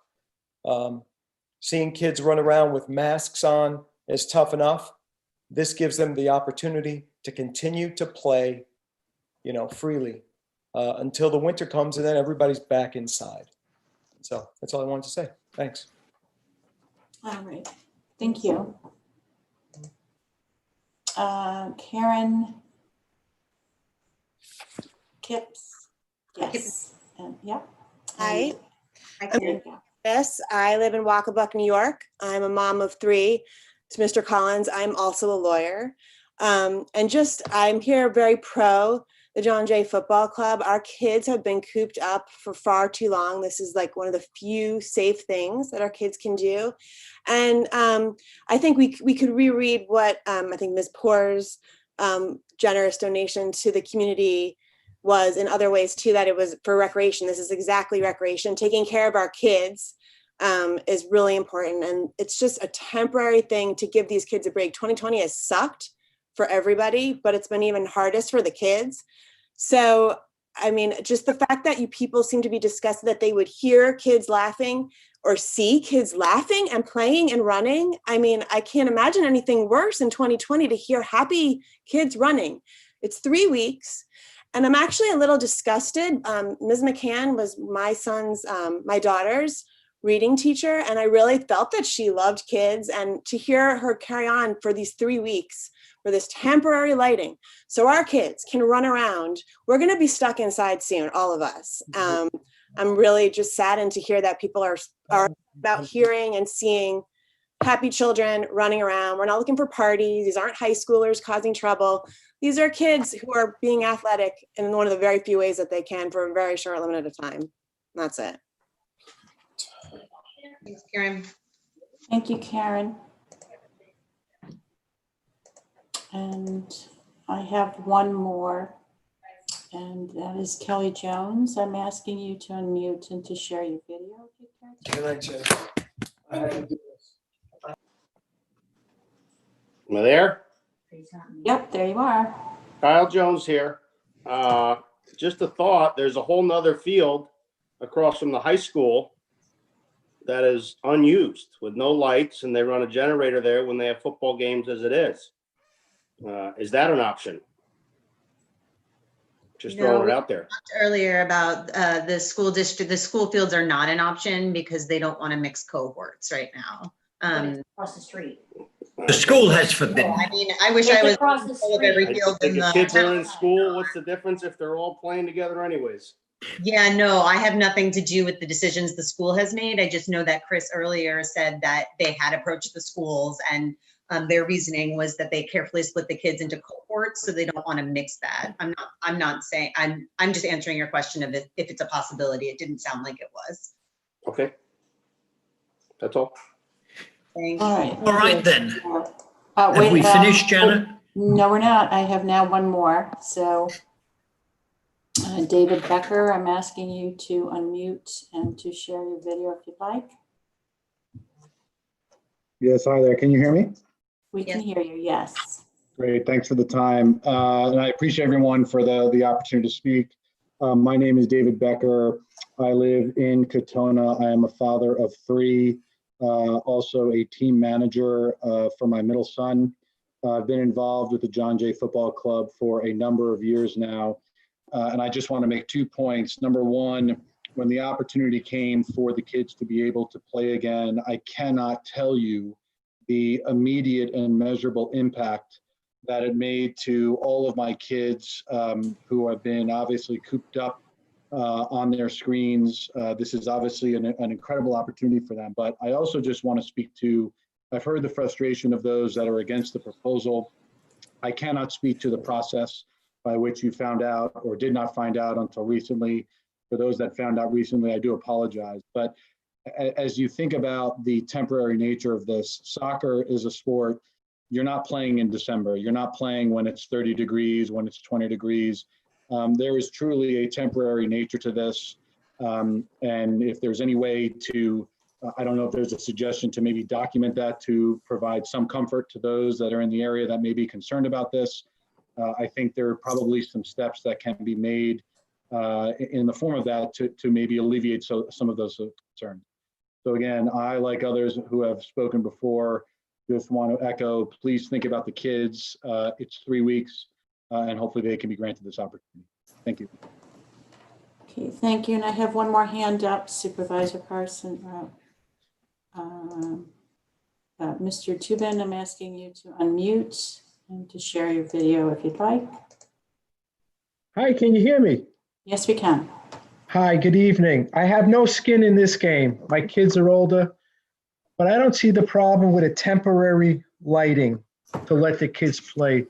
The kids really got the short end of the stick this year. And what's more troubling to me is that the supervisor read one letter that was against it. And I'm sure he's gotten numerous letters in regard to this situation. Why not read a letter that is for the lighting? It seems to me you're a little biased and maybe you should stay out of this one. Thank you. Have a good night. Okay, and that appears that is it for public comment, Peter. Okay, I will answer that question directly. Yes, I have got letters in favor, but they add nothing to what Mr. Reach said. I've got 4 of them. I have got obviously a whole basin full of letters and phone calls against it. There's been some talk about a test, but quite honestly, there has never been a test of any activity at Onatru, which I can remember, which has failed. They have all been successful. Onatru is a wonderful site for anything. And quite honestly, things that we do there are successful. What I have not, I guess I owe everybody something of an apology for our abysmal failure to publicize this decision prior to tonight. I have, but quite honestly, it just came up on the town board. And I think everybody had assumed we would just go along with it. I don't think they'd fully understood the extent of the opposition by the neighbors, or the town historian, or the garden club, which is responsible for a large chunk of Onatru, or those who frequent the nature preserves on either side, which are part of Onatru. Finally, there is the question of light pollution, which I happen to care about more than most people, probably. But quite honestly, one of the glories of living on Elmwood is looking up and looking at the Plough, Orion, and all the other constellations up there. That's how I was taught not to lose my way in the Welsh Hills. And I assume other people were taught by their fathers how to navigate by the stars. I would also like to remind Mr. Reach that we really need to enforce the mask rule on the sidelines. I'm not talking about the kids. I understand there are very much mixed views about whether kids playing the game should be masked or not. But the parents on the sideline, when I've been up there on Saturdays, I would say at the most 20% are masked. And that is serious. and that can lead to a real problem. I would also like the football club to manage to avoid people using the meditation garden as a toilet, which they are at the moment. There are composting toilets there. Let's use them rather than going into the meditation garden. Having said that, I am going to abstain on this because my point of view is fairly well known. And I'm going to invite the town board to vote. Tony, would you like to make a motion? Make a motion or vote? Make a motion. Make a motion to, oh, okay. Does anybody To want to approve does any or town board disapprove, member? whichever you want. I'm happy to sort of dump out now what's in my head, and Okay. you know, I kind of came into this.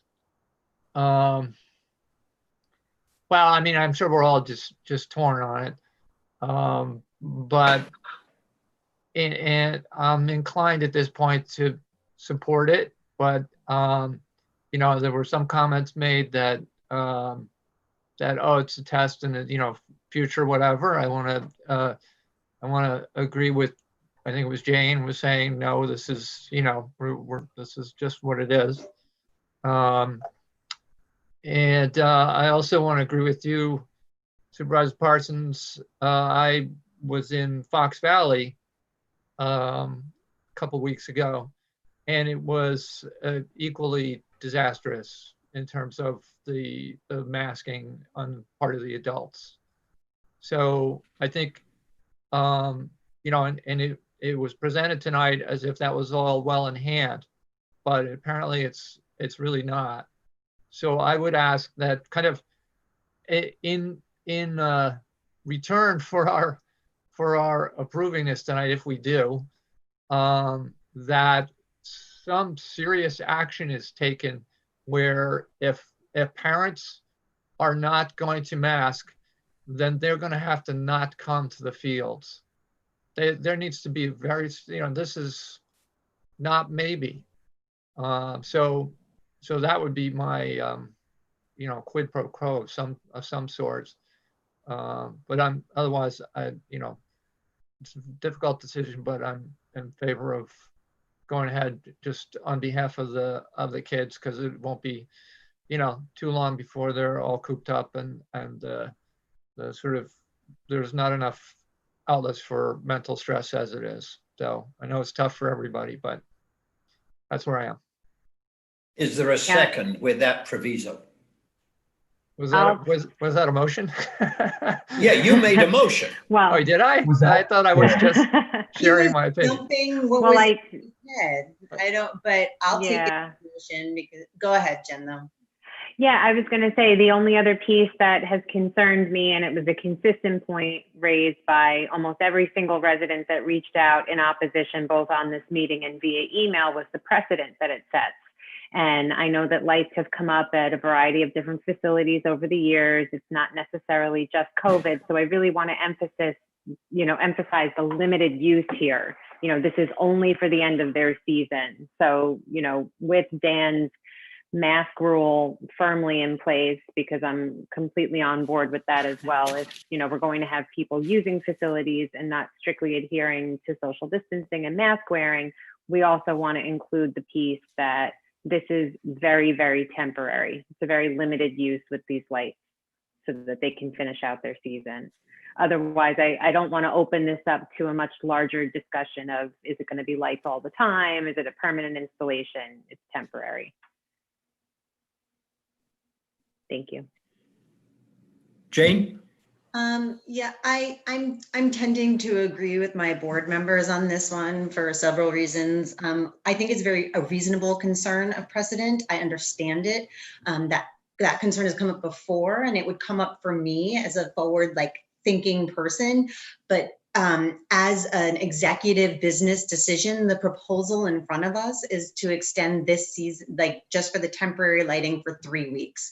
That is the proposal. Nobody's looking to turn Onatru into stadium lighting. When we talk about Alice Poor and her deeding of Onatru, I look back at that, and in purity, I don't disagree, except that the town board made a decision years ago to turn that into like a tournament playing field area.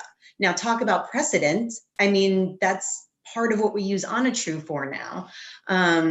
So, you know, I think that as the decades go by, that kind of is what it is. Those decisions have been made in order to bring lacrosse tournaments in and publicize our fields, and so people can get to know our town and maybe want to move here. And so those decisions, you know, have already been made in terms of the fields. And I wrote down several times, I agree with the masking. I have to say, personally, I've witnessed the same thing in Onatru, that it's not the children or the coaches, but the parents who aren't masking. And so I think we need to be good role models, if nothing else.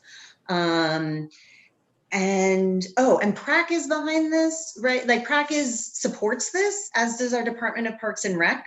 And so we usually take their input very seriously. And it was not unanimous, but it was a big majority. And so that's kind of another reason that, and I've privately heard from many people, like anybody who has a kid playing soccer right now, I've heard, you know, privately from about 10 residents. And anybody who has a kid playing soccer right now is really for this. And it's hard for my sympathy not to lie there with everything that's going on with these kids right now.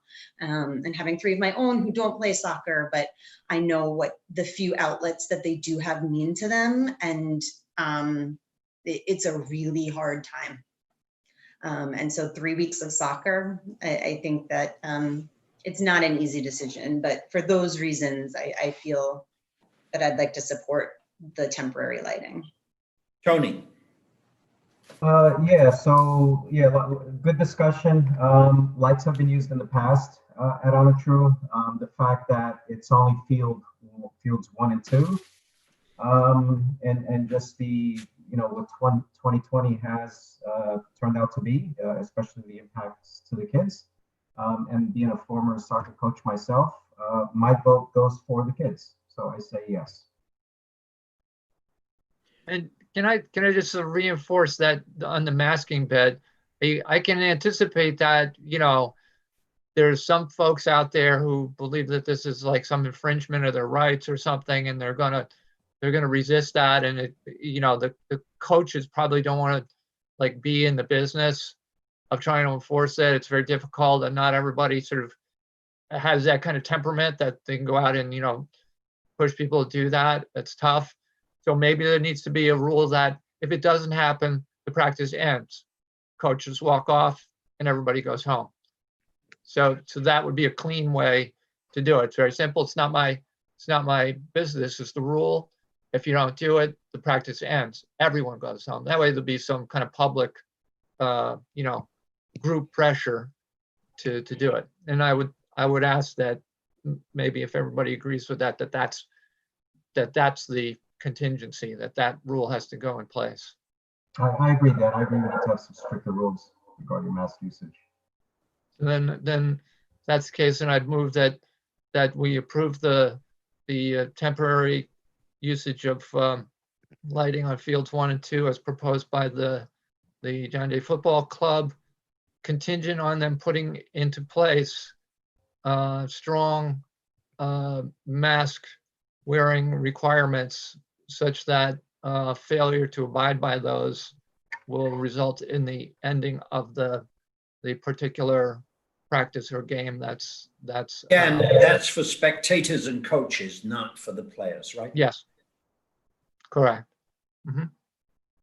I also would like to put into that this is only a precedent while COVID-19 continues to be a real threat.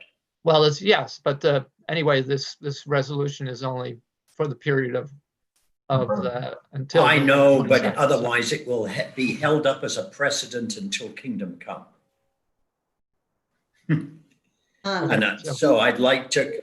Members of PrAC and myself, I'm sure there are other people. I am going to go over there sometime during these 3 weeks, 1 or 2 or 3 or 4 times. I will walk Trybrook. I will walk Elmwood. I will walk the fields. I will, try and see if people are observing these mask mandates. And I feel probably a little bit more comfortable approaching people or the coaches if I see something. If people aren't wearing their masks. But I think that we do have the dedication. I know PrAC members are going to go ahead and make themselves available to walk around the area. And I will definitely do the same, and I will do it more than once so that I can see for myself, because I do have sympathy for the residents who live nearby and what that space means to them. But maybe So the the as motion amended is. sorry. I was going to say, maybe the as amended is that this resolution is effective, and the use of the lights is limited only till November 22nd, and this resolution, expires with that. Okay. So it's passed, right? Because everybody has spoken. We have to vote. We need to vote. Right, but who seconded? Oh, all right. Everybody'd spoken in favor, So so then I I've need taken a that. second then. Okay. Second. Who's seconding? Thank you. Okay. Yep. All right. All in favor? All in favor? All in favor? Aye. Aye. I'm abstaining. Yes. I have to. After Timmy's letter on this, I've got no choice. You are in for it this evening. What? Yes. You're in for it this evening. Do you have a doghouse, Peter? Sorry? Do you have a doghouse? All right. What's next on the agenda? Did I throw the agenda away in despair? Dumpster day. What? Dumpster day. Dumpster day. Oh, heck. Where is it?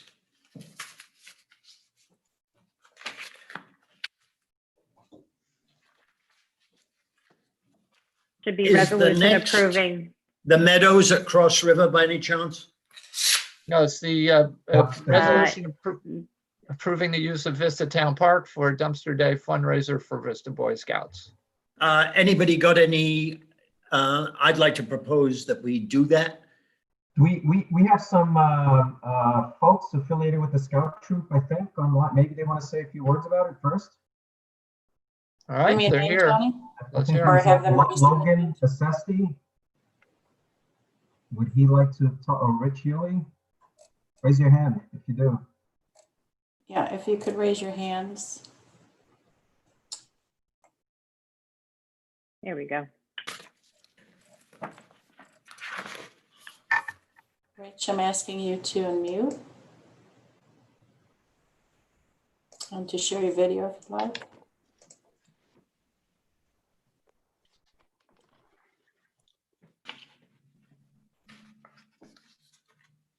There you are. Okay, can you hear me? Yes, we Yes, can. Rich. Hi, Rich Healy from Lockwood Road in Vista. I think the board has received a copy of a tentative flyer we've made up for Dumpster Day being held at the Vista Field parking lot, Saturday, November 14th. The troop does it as a fundraiser to help support the troop, their activities, and some of the community projects that they do for the town. And that would be Saturday we usually run it 9 to 4. The dumpsters get delivered Friday night and picked up Monday morning. People clean out their attic, their garage, etc., their sheds, and drop off in their cars. We'll have the kids masked and maintain social distancing. We can unload cars for people to minimize any mingling, I guess, as you would call it. And it's an 8-hour function that's been very successful over the years when we do it. What are you charging? Pardon me? $100 a load? No, usually 40 a car, 60 an SUV, and then people come in with pickup trucks, and we kind of that's a variable depending on how far they loaded. We've had guys come in with pickup trucks loaded 8 feet high with roofing shingles that, you know, Exactly. 2 tons of material. So we kind of, it's somewhat arbitrary. We try to be fair, and every now and again you get somebody who tries to take advantage, but it's a fundraiser for the Scouts. But the standard individual can expect to pay. Usually a carload is $40. That's what I wanted to know. Is 60, and then people come in with trailers or larger vehicles, and that gets decided based on the content. Can I propose a motion to approve the use of Vista Town Park for a dumpster day fundraiser for the Vista Boy Scouts? Do I have a second? Second. Discussion. All in favor? Aye. Aye. I assume that one of the things you will not accept is paint. Am I right? Yeah, paint, hazardous materials, tires, chemicals, those type of things we don't take. Okay. We don't really want TVs. That's about it. If anybody has electronics, they should take it to the recycling center. Yeah, that's right. We have the recycle Saturday. Is that still every weekend? Yeah. At the town center there? That's right. Okay. Great. All right. Great. Thank you, Thanks, Rich. Rich. Thank you for Did your I get a consideration. second on that? You Yeah. did. Yep, all in favor? And I got an all in favor? Aye. Yes. That's up. Aye. I'd like to move on to the Meadows at Cross River Sewage Works Corporation. They are requesting that, I guess our reaction, correct, Tony? I mean, Anthony? Where is Anthony? Oh, there he is. I'm here. To them increasing the sewage treatment rates to their homeowners effective December 1st, 2020 from $5.05 per 1,000 gallons and $67 quarterly to $5.50 per 1,000 gallons and $73 quarterly. Initially, my reaction was, why are they coming to us at all, since we have no ownership interest nor anything else? But apparently, there are precedents for this, where we have, where they are required, in fact, to come to us and get our consent to them increasing their rates. So I would like a motion to say that at least we are not against, what should it be, Anthony? We're not against? Yeah, Supervisor, how this process works, and I've discussed this with the attorneys for the Meadows Sewage Works Corporation. The law requires the town to approve it. Although their letter to the town board says there was last an increase in 2013, the town records reflect that the last time there was an increase to the current rates was in 2002, I believe. So it's been quite a while. And I understand that the board of directors there is in favor of it. They've approved it, and they're looking for the town to take the next step in authorizing it. So what we can do is if the board, we did ask the council for further information, which he was going to have the sewage works send directly to the town. I don't know if the town's received that yet. What we could do is you could put it on the next agenda for a resolution authorizing the increase in rates. Okay. Anthony, just to clarify. I have talked to Linda. I'm sorry, Councilman. I have talked to Linda Press-Wolf, who is on the board of the Meadows. In fact, on 3 boards at the Meadows, who assured me that this has essentially universal consent from the inhabitants, not because they're anxious to pay more, but because they all realize that this is necessary. All right, let's hold it over to the next town board meeting. Councilman Gonsalves had some comments. Oh, sorry. I just want to clarify, is it county law that requires them to come to the town board? It's a New York State law, Transportation Corporation Law, Section 121 requires them to come to the town They're supposed to revisit their rates every 5 years, and if they need an increase, part of that process is to get town board authorization for the increase. So usually it goes to their board first, gets approved, they send it to us. Typically, they would have backup documentation showing the costs, how the costs have increased and why they need the increase. They sent a cover letter, but they didn't really include any of that information with it. So their council said they would have them send it over to the board. Okay.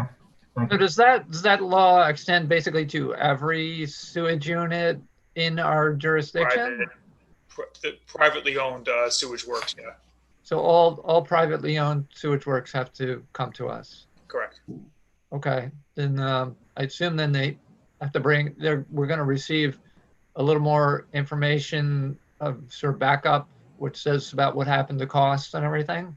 Yeah, typically when I looked back at the town board minutes for this particular sewage works in, I think, 2001, 2002, there was backup information provided at that time saying what the costs were, how they've increased, what their anticipated expenses are, basically all the reasons in dollars and cents for the increase. I'm sure they presented all that to the residents there as well. So as long as they share that, then we should be okay. Yes, they did it at 1 a.m. one morning.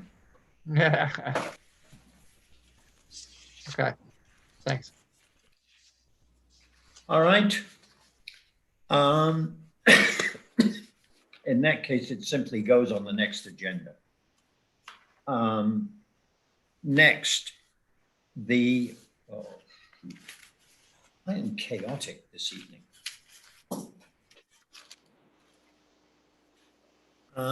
Next is the special events. Outdoor events. Outdoor local sales law. Yeah. We are being asked by at least one shopping center in town to give permission for a food truck events. We know that they're being significantly successful in Pound Ridge, and this particular shopping center, which is pretty obviously Oak Ridge, is suffering from the competition across the border, or they believe they are. And the purpose of this draft, in my mind, is to allow shopping centers to do this while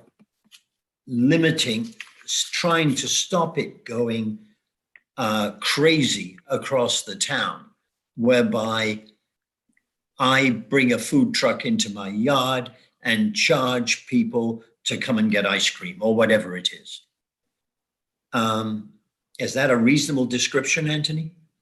Well, one of the questions I had for the board, and we drafted this loosely based on the sample that you provided, Supervisor, and it's currently drafted to apply to non-residential districts. Yes. The question is, what does the town board want it to apply to? I assume commercial properties. It could be commercial properties within non-residential districts. If you have commercial properties within a residential district, if it would apply there. So you just have to consider those types of things and exactly where you want it to apply, and then I can plug that in and move forward with it. Yes, we do. I seem to remember that Gossett's Nursery is in a residential district, and they just get exceptions for themselves. What about like the Horse and the Hound? The Horse and Hound? Is this residential? I think is in a commercial district, isn't it? Oh, okay. So is, and Copier is. I think, so what it sounds to me is like we should probably sort of actually have a map that we're looking at which says, okay, the way this is written, these are the areas that would specifically end up being included. Just to really help with that, we really need to make sure we're not like accidentally, allowing or accidentally disallowing something. But everybody still has to come to the town and get a permit, right, Anthony?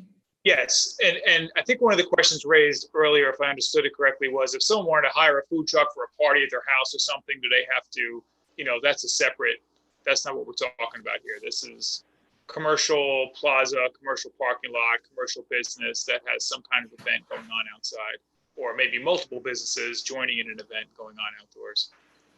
Right, but you could have a small business that's in the commercial district, but really doesn't have a lot of room for, certainly not for like a multiple food trucks, but they might have room for, 2 tents, right, or something. So I guess it's, we're opening up a real subjective thing here where like these things are going to come to us, and I really don't think that's appropriate, or it is appropriate, or whatever. It'd be nice to be able to add some criteria that made that a little bit easier.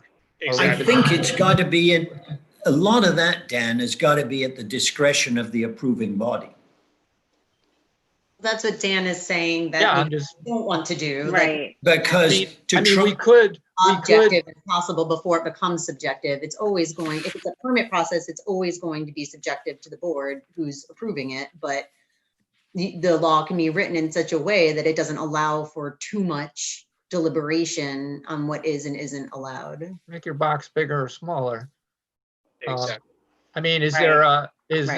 there a box which says it's just the big shopping centers? And I'm not saying I know that's a good idea, but I'm just like, Well, it says any non-residential district, right? So the example you gave of Copia, yes, they would be allowed to set up 2 tents and bring in a food truck and sell their products or food. no, I get that. I'm just saying, like, you could also have anybody, the AIA building there, could bring in a wagon train full of food trucks, and all of a sudden have like, crazy things with people trying to drive in and whatever. And, I don't know, obviously we would say, no, it's probably not going to work. But we have some general pedestrian traffic flow, vehicular traffic flow language in there, but you can get much more specific, obviously, and put in some pretty, set criteria that the board then has as a guideline. They do this now in Scott's Corners, right? Yes. Yeah. And is their code written this broadly? That's the code I sent to Anthony. Okay. That was the one that we used as Yeah. I guess they basically only have what do people think about like limiting it to the 3 major shopping centers? I don't think we should. I think there should be an element of judgment. I distinctly believe that Copia should be allowed to do it. Right. That the Copia Vista Market complex should be allowed to do it. Right. No, I was thinking, correct. That's right outside Oak Ridge Commons. I was thinking of that area as kind of one commercial district. Can somebody give me an example of a business that's in a residential district? Gossett. Oh, Gossett. What others? I'm sure there are. Let's think. Well, we'll definitely have to make an exception for Gossett's if we do something that I could see them as being one of the businesses that would be able to make this work. Le Chateau. Yes. They're probably not going to have food trucks coming up there too soon, but that would be a fun way of jazzing up weddings. It's also expand. This is not only a food truck provision, it expands to a number of different outdoor activities. If somebody wanted to have a flea market. I think what is happening, guys, is regardless of that things are changing in the retail world, and stores need to offer, or a group of stores need to offer a bit more than they traditionally did. They have to offer a certain amount of amusement and interest on top of what they did before. And I think this is a way of doing it.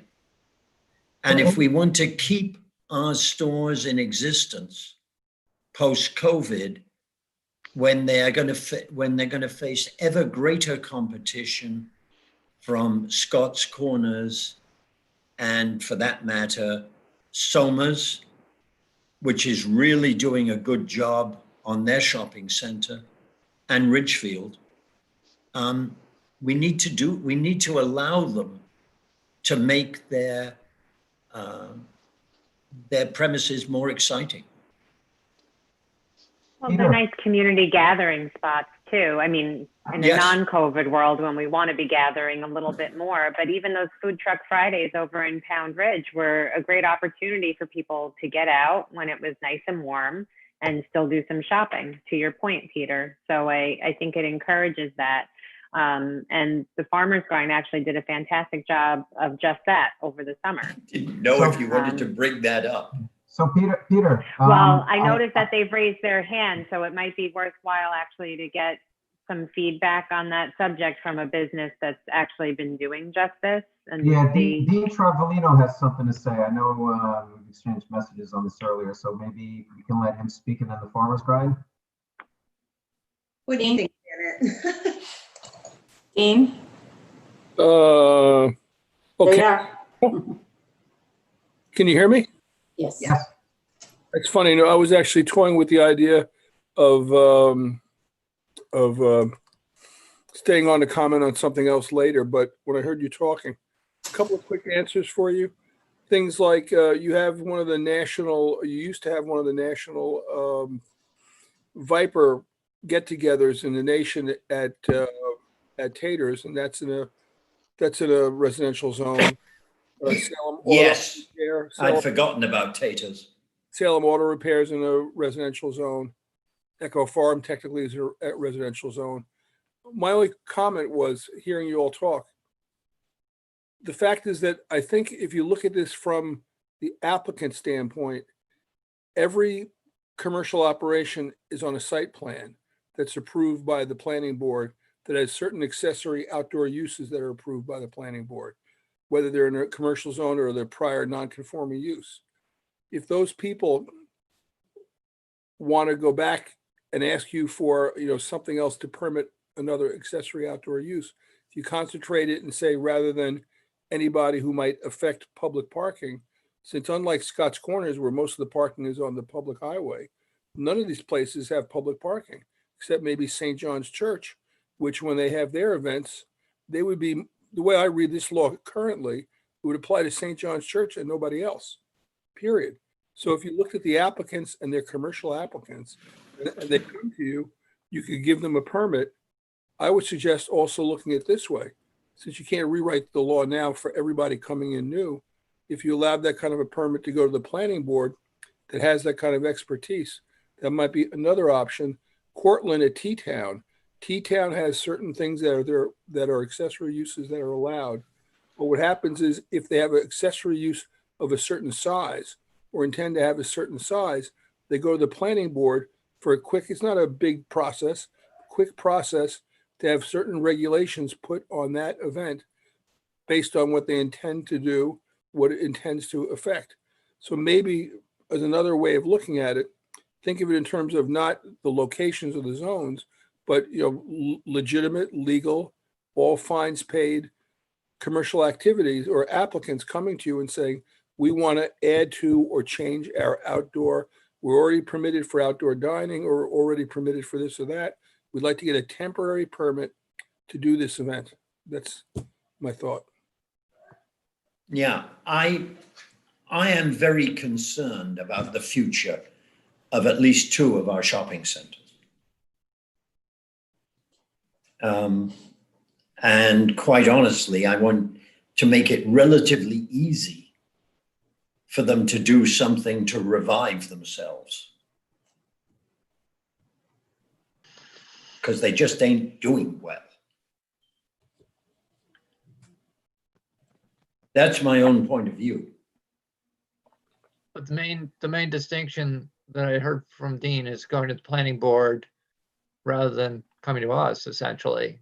Oh, certainly. I'm perfectly prepared to go to the planning board to name the planning board as the body which has got to Are they meeting as often? Are they meeting as often as we do?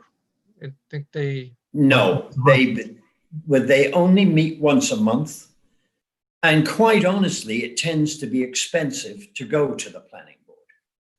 What I Well, was I mean, going to we could, suggest, Peter, is even if you, whether you make it the planning board or the town board as the approving authority, even though this is not a zoning code change, you may still want to forward it to the planning board for review and comment, just because of the nature of it. mhm. Yeah, I don't mean, know. I'm very ready to take advice on this. I am I would trying guess to solve what I perceive as a serious problem for the town, I or would guess make a small step towards solving.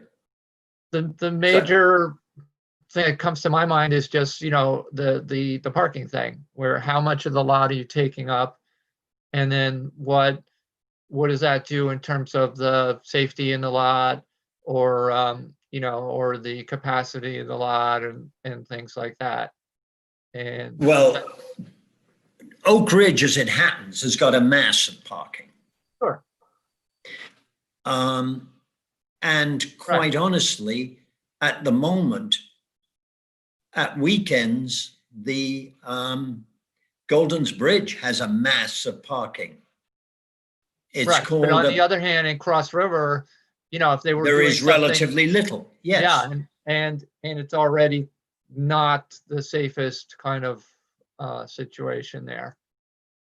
So these kind of judgments are sort of more in the planning board's wheelhouse to some extent, although Fine, but I want them to some extent to take into account. I guess you can't do that. I'd almost like them to take into account the finances of the building, how well the shopping center is doing. Yeah, I guess, but we're not going to not take those other, the safety and the other things into account. I mean, maybe we could, ask our planning consultants to comment, help us by commenting on those aspects. Fine. And then, but I really and then I'm happy to take it as a town board responsibility, just thinking of the situation where, somebody brainstorms something they want to do in 3 weeks, and the planning board just met yesterday, and so you have to wait a month, before it's even approved or anything. So, and normally with the planning board, they listen to you, and the fastest you can get a decision is the next month. Yeah. Because they then have their lawyer prepare a resolution, and he prepares that, and they discuss it and maybe pass it at the next meeting. I think the other thing we have to keep in mind too are businesses that are looking to do this on an ongoing basis, and what does that approval process look like? Someone doing a farmer's market twice a week, or like some of the other events we've seen weekly. They shouldn't have to keep rotating back through, and that we should just make that clear. That may go more toward a special use permit regulation, where they can get the permit and then they can conduct it around the year. Right. Year round. I would like, if we could, to let the farmers grind weigh in here, because like I said, they have actually been using the parking lot there that they share with Copia for food trucks, so they may have some perspective. I'm asking them to mute. Yep. And share video if you'd like. There we There go. you go. Oh, sorry. Okay. Hello, everyone. Hi. Eric Hi, Smith Eric. again, Farmers Grind. So obviously, you know that we have done this in the past, and it really started as just kind of a crazy idea to get the community out and about, and to give back to the community. A lot of what we did, it may look like we were busy and we were making money, but the band cost money for us. The food trucks cost money for us. And so it was more of just, hey, let's get local food trucks. Let's get ice cream from Ferris Acres, who's local in Connecticut. And let's get local community members to just enjoy a Saturday night out during COVID. That's how this whole thing started. And it turned into something that we didn't expect, we couldn't plan for. There was one night it got very busy, and I know parking was an issue, and we apologize for that. But where we learned a lot, which you would say maybe a failure in our parking, you learn a lot more in failure than you do in success. And as far as parking is concerned, I know that was brought up a couple times. If you do allow the shopping centers to have food trucks and to have events kind of like they do in Pound Ridge, we have the Parks and Rec has the Vista Fields where we can park there. If it's after hours, I'm sure Pete and Jen or they might be interested and willing to have people park in their lounge or in their parking lot, and we can have a shuttle service back and forth. You mentioned the church down the street on 123, they have a parking lot. So if the parking lot in Oak Ridge gets filled up, there's many options within a quarter mile down the road. We can have a shuttle service and bring people in and keep it controlled that way. But I think where the success we found again was that it was all local. And if there's a way that we can have that present itself in the Oak Ridge Commons or in other shopping centers where it's a local based event, I think it would be fantastic. And I think you're bringing money into the town, and I think you're giving people something to do, especially in Vista. We're not Katona. We don't have the downtown scene. And people are as much as, and I know we love the quiet nightlife too. I heard that in the conversations with the lights on the field, but people also really want just a place to bring their kids, just a place to go grab an ice cream, a place to go grab a slice of pizza and have a little farmer's market or a food truck or a band down the road. It's fun, it's inviting. And if you keep it at certain hours, we close down at 9 o'clock every night. We didn't go past that. I just think it'd be wonderful for the town. And if anybody on this that's listening attended an ice cream night, I encourage you to speak up. Let us know. Did you love it? Did you hate it? What can we do better? You've got two members of the town board already. Mr. Parsons, I believe you were there on the dumpling truck night when it was pretty insane. Yes, but I didn't. It serves me correct. Yes, I drove past. If you want. Yes, sir. Yeah. We all appreciate the support, by the way. So thank you for even trying to stop in and come by for an ice cream. We really appreciate it. So Okay. I know Michelle raised her hand too. My wife, she's on here somewhere, so you guys will hear from her. But thank you. Tell me one thing. Yes, sir. If you wouldn't mind, you can refuse to answer this question, but do you think it benefited your business outside of the particular nights? Do you think you gained some worthwhile publicity? Absolutely. Absolutely. That's what I really, not so much, but as far as publicity wise and getting people, just getting our name out there, the Farmer's Grind, who we are, I absolutely believe that it helps. Yes. So do I. And I think that's the kind of thing we need to do if businesses are going to succeed in our town. I agree. Right. You said you wanted your wife, Michelle, to make a comment. I believe her hand's raised. Yes. Yep. So I'll leave. Thank you. Okay. Bye, Eric. Thank you. Get it. Go. Yeah, kill it. Michelle.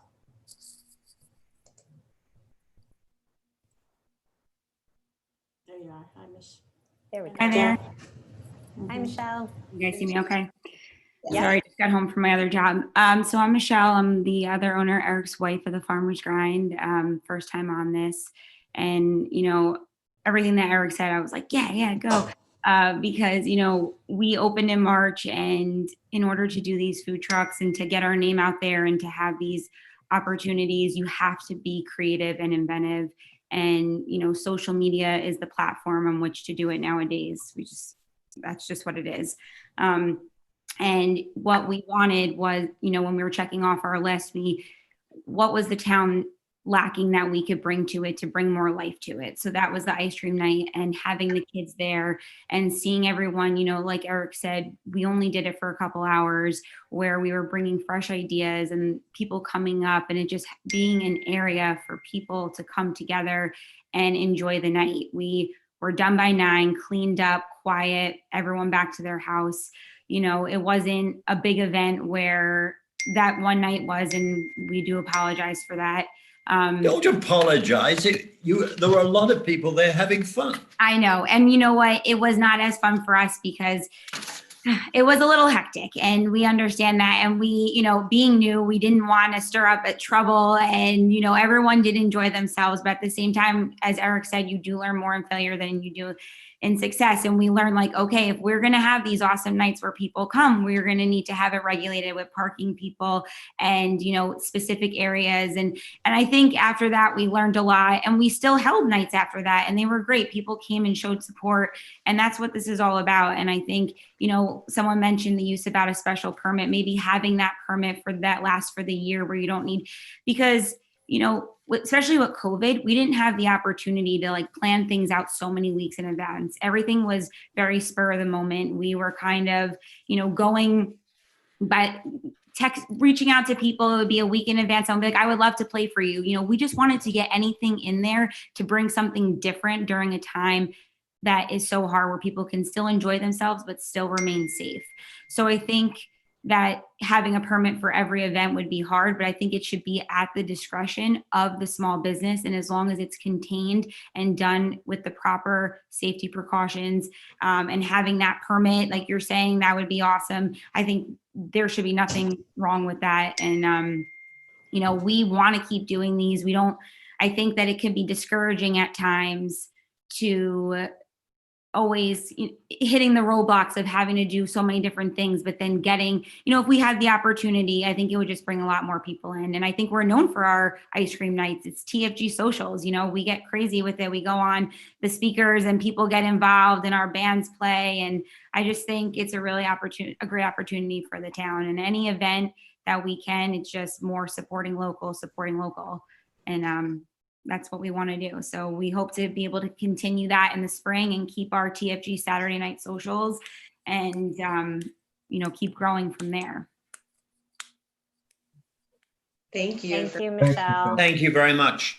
I also just want to point out, in addition to both working other jobs as first responders, both Michelle and Eric had their business vandalized overnight. And so they're still here. So they continue to give back to this community over and over again. They're really exceptional. And these are our small business owners in town, and there's so many more like them. So I think this is a unique opportunity with this permit to kind of move something forward that could be even more fun for other spots in town and highlight those businesses as well. So I'd just like to get clear, the comment was made that, if it was going to be a longer period or an evergreen thing, that maybe that's a different process. Anthony, you just made that comment, and yeah, I think what we're drafting right now is more along the lines of a temporary permit for a one-time event. If you were to consider allowing something like this, just kind of forevermore for a property, you could design a special use permit rather than kind of a temporary permit, or in addition to. I mean, it certainly sounds like at least, the people who want to do this want to make it a regular thing, and that will end up there. And so it seems maybe or it could we don't even want be to an accessory use. It depends on how the board wants to go with it. It just seems like rather than setting ourselves up to they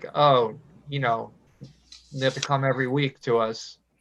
Yeah, I think the accessory use route is probably. I would like people to be able to sort of apply for a seasonal permit. I really would. Maybe an annual permit. Right. A special use permit. Otherwise, they're going to spend more time in front of the planning board than they're going to spend making it a success. Right. I agree. Yes. Are we, okay. So special use permits, aren't they usually good for like 3 to 5 years? Depends on how you set them up. Some of them have to be renewed. Some of them just have to be subject to inspection every so often. As long as you're in compliance, it continues. It's however you want to set it up. I mean, the advantage of a special use permit is you kind of set up certain criteria that have to be followed. and then it falls under those regulations under the code. So it's really a zoning change more than just implementing a temporary permit. Right. But it's more permanent in nature. Killed it. Yeah. All right. Anthony, do you have enough ammunition to move forward on this? To set up a special use permit drafts, it would kind of be scratching what we have now and redrafting it in the context of a special use permit, certainly. That's what. Okay. I think so, yeah. Which would also. That seems to be where people are going. I admit mine, I have no clear ideas about zoning or planning or how to do it. Yeah, no. I do have a clear objective in my mind of trying to make our shopping centers more interesting and more competitive.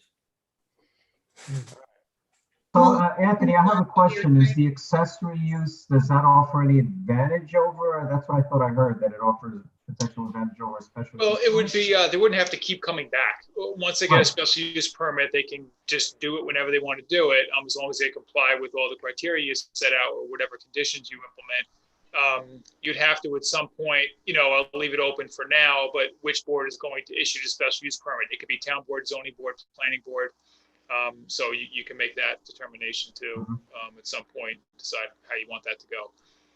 But it's an application. Once they do it and go through it, it's a more intensive application, but once they get through it, it's more permanent. They can just do it after that. More permanent than the accessory use. Well, no, an accessory use, if you adopt an accessory use, that if you want to put it on a scale, that would really be, more permanent option. I mean, because then they don't have to come for a permit, they have to come before planning board, although they may have to come before planning board to amend their site plan to show how they would, utilize the space to accommodate it. So why wouldn't we consider that? I mean, if it's something that's potentially going to be recurring, shouldn't that be the way to go? Yeah, that's certainly something you can consider. Yeah, I mean, the special use permit gives you a little more power to impose any kind of additional conditions you may want to impose based upon a unique situation of a certain lot or what have you. Whereas if they're permitted by accessory use, they have their set criteria in the code. As long as they're doing it within those parameters, they can just do it. My concern with special use is that we're making it harder on our local businesses. That's my point. Incentivize them from applying because now we've layered on all of these kind of applications and expectations. And I thought our motivation as a board for discussing this law was to pass something that would make it easy to do something like they do in Scott's Corners at Pound Ridge. So this law was kind of drafted from Pound Ridge's law, and they do that Food Truck Fridays every Friday. So I'm a little bit, so why would that not cover, why would it only cover us for a one-time use, or say the Farmer's Grind for a one-time use, when it seems to be a law that applies like across the board and Pound? I don't know how they implement what they drafted, but as Tony was saying, if you do an accessory use, that also is less draining on your building department. They don't have to put in as much work as they would for issuing a special use permit, and all the inspections and everything that come along with that. Accessory use, you're just allowed to do it. Yeah, that would be my preference. I don't know how the others feel. No, I mean, I like that option a lot better. I don't want them to have to keep coming back and make it more onerous than necessary, but it's nice to have some rules in place especially for the shopping centers too, if that's, the avenue we're looking to go in. Okay. So is it going to be accessory or a special use? If that's deemed to be the least onerous for the applicant, then I'm fine with that, I guess. I just wonder though, some of this seems to be like, it'll be a little experimental. And I'm wondering, you make a judgment and, then they start doing this. I assume they have to, the special use, they'll have to submit some documentation, like at least like this is where we want to do it, and whatever, and how many people and how many parking spaces we're losing. But you might you might find that it doesn't work later. Where are we, or, you know, if it becomes problematic in some way? What Yeah, would we you'd do? have to further amend the code. So, you know, you would try to draft the accessory use permit provisions in conjunction with consulting with your planning board, your engineers, your plan, you know, try to get it as solid as you can. But if in practice it turns out that, hey, we missed something, you can go back and revise the law like you would any other provision of the zoning code. Anthony, other towns must have, Pound Ridge is not the only town that has food trucks, right? I would imagine so. Yeah. Bedford has done Bedford something did similar bunch as of stuff, well. Yeah. Right, Let's Anthony? take a look at some of the, I think Bedford might how be a some better. other towns do it. So I mean, we've got plenty of time on this. Nobody is going to move on this until the spring. Well, we should just talk to the supervisors of Pound Ridge and Bedford right now and see how they do it. I mean, so that would be a good next step. Katona, yes. All right, yes. Oh, There good. isn't a supervisor really in Bedford at the moment. They have a very active and responsive board, so I would go ahead and email them all. All right. Certainly, I can talk to Bedford, and I've already talked to Kevin in Pound Ridge, and his answer was to send me the law I sent to Anthony. I think you need to follow up. Yeah, I think some municipalities, they handle it all differently. I know some even handle it just as simple as an assembly permit. You know, someone's holding some kind of event, art exhibits, or some kind of sidewalk sale or something. It's a simple permit. But, you know, it depends on how much control you want to have and how much criteria you want to have, you know, in hand when they do it. I say whatever is easiest for the business. You know, let's not get them involved in, you know, permitting and waiting for planning boards. et cetera. Right. Right. Well, so I'm all for that too. I just like that safety valve. If, you know, what's our mechanism if, like, wait, this is really bad news here and people are, you know, it's unsafe or whatever. Okay. I think there's a downside to not doing anything at the moment. That's my own point of view. Yeah, I think we're all in favor. But the sense of the board is that this is worthwhile exploring. Oh, yes. Oh, absolutely. I think we all want to make it happen. We just want to make it happen in the way that makes the most sense for the businesses. That also regulates in a way that won't cause safety concerns. Oh, just give me dictatorial powers to run it. I think that's unlikely, to be frank. All right. I'd like to move on to the budget, which I know this, the LVAC item. LVAC. Yeah. The LVAC item is, I think, essentially solved. I have made it clear to them that that the town cannot hand over its email list to them. Right. That's privileged information, and unless we had everybody on that list's consent, we certainly can't hand over the list. And Peter, maybe we can summarize to folks that are on the call so they understand what the request was. What? Oh, what the request was? Sorry. They wanted us to give them our entire town email list so that they could use it as a way of distributing information about themselves. What we can do, though, is send out an email on our list with a big link saying, you know, you really ought to sign up for the LVAC list because. Or we can just send out their information on as part of what we're doing. We sure can. I mean, we can even do it on their behalf. Yeah. And we get the town clerk's list, we get the supervisor's office list that we built through COVID, and we have, we'd have to approach them, but we also have the Lewisboro library list. And they've been so amenable in helping with the town communications. I don't think anybody, so I wonder if LVAC would be open to that. I think we can both encourage people to sign up for a mailing list if they want that direct access. But I also think that we now have the platforms and the channels for them to be able to go ahead and kind of build whatever message they want, and we can send it out through our platforms. Great.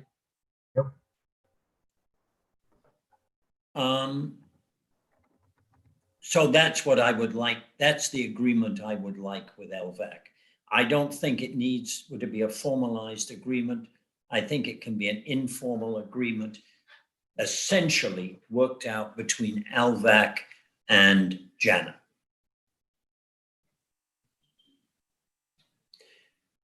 Unless anybody disagrees, I'd like to move on to the budget. Mm-hmm. Okay. Would you like me to bring in Leo? What? Would you like me to bring in Leo? Yeah, but I'm going to start it and Leo will carry on. Okay, well, I know he's been probably wanting to be on. Oh, he's been wanting to. Waiting. So, yes, I mean, has he gone Leo, home? No, he's across the hall.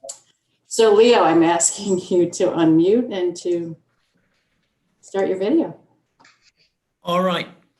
The first thing, what is the... Hi, Leo.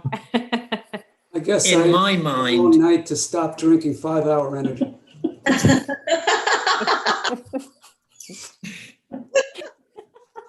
in my mind, the tentative budget is in fact a COVID-19 budget. Let me explain that. First of all, I believe there are a significant number of people in this town in a certain amount of financial trouble. Do I know how many? No. Do I know how much trouble? No. But I've had enough individuals talk to me, and I obviously can't disclose anything about them, which allows me to know that those individuals are in trouble.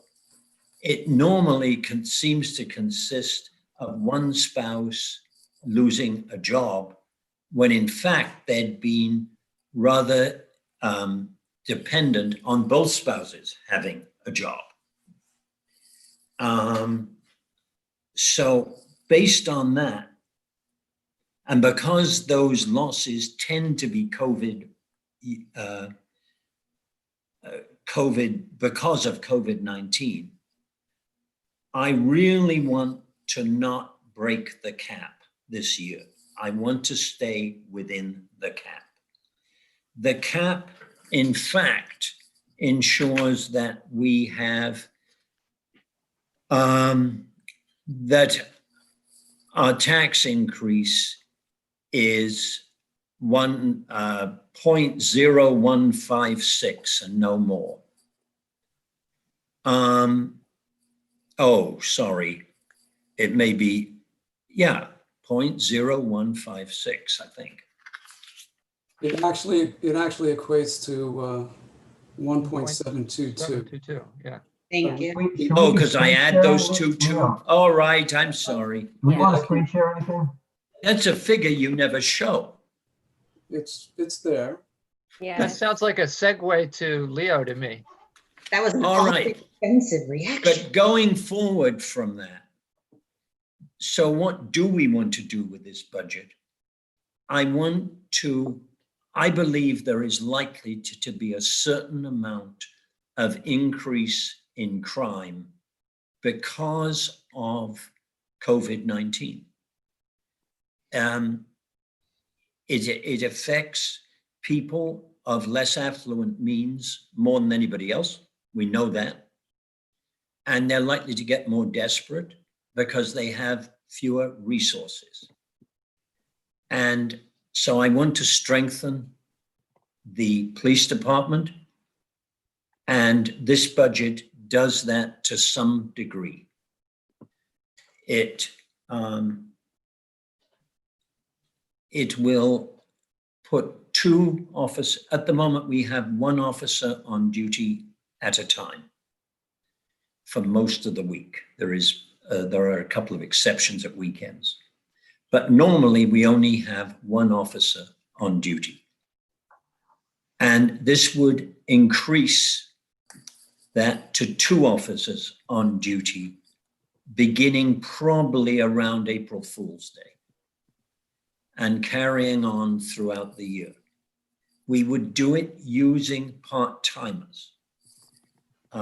It is, in fact, for the members of the town board, a variant of option C, Right. which was presented to you by Dave Alfano. It's a variant because it has 2 officers working at all times, but it also does not have the addition of a new full-timer in July. I want to get our feet wet in figuring out how well the 2 officers working at all times, how much it benefits the town. Is this a good decision? It's something we've done before. It's nothing new. It's just a move back to what we had in about 2008, I think. It may be a little bit earlier, but this is how the town used to operate. We got into a certain amount of financial trouble and we cut back. Can you elaborate on that, Peter? What was it that we had in 2008 that we don't have today? I can't hear whoever is talking. It's Tony. Is my microphone that bad? Yeah, it's pretty bad. Yes. It's muffled this evening. Okay. And this is a new one I just bought today. All right. Take it back. Is this better? Go on. Is this okay? Can you hear me now? Better. Better? Okay. So going back to what you just said about 2008, what was the difference between then and now? The difference is, I think, that we are facing a certain amount of real hardship among some of the neighboring towns. Yeah, but the difference in staffing. Police staffing. Was just police staffing. That's my question, the police staffing. Oh, I'll hand that. I don't know. We certainly had no full-timers at all back then, except for the police chief. And I'm not completely clear when this happened, whether it actually happened under Drew Marciano or I'm pretty sure it happened under Drew Marciano. And just before Frank Secret took over.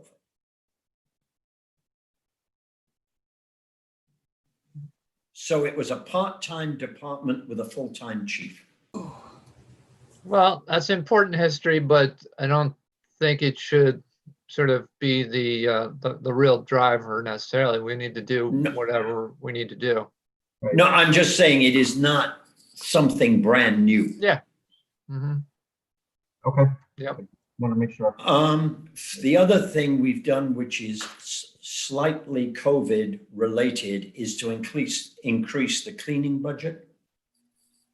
Because I think we need to do it as at some time we're going to let more people into the offices, and it's important that the standard of cleanliness be very high. Where do we get these monies from? We get them from highway paving. Basically, my intention is to borrow for the paving budget next year and to use that money for this year for police and a little wee bit for cleaning. That's it. That's what I'm trying to do. Why don't you take over, Leo? Okay, I'll try to share the screen then.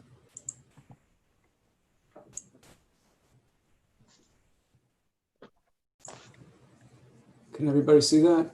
Yes. Okay. I'll take you to the tax rate page. I'll try to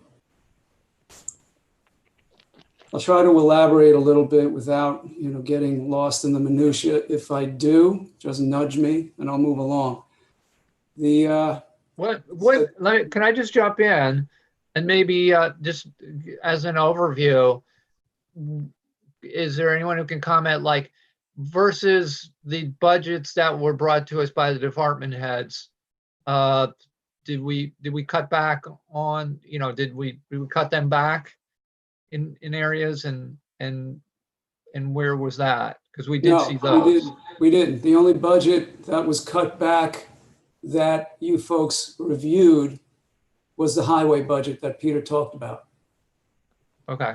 The other budgets that you saw were pretty which was tight. Park and Rec, maintenance, highway, and police in exec session.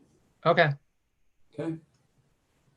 And in reality, the budgets that you didn't see, they were hardly touched as well.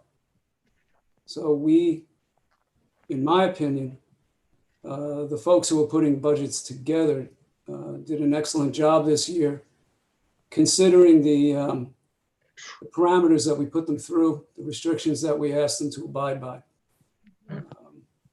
So let me take you through this schedule, left to right if I can. This is the tax rate schedule. And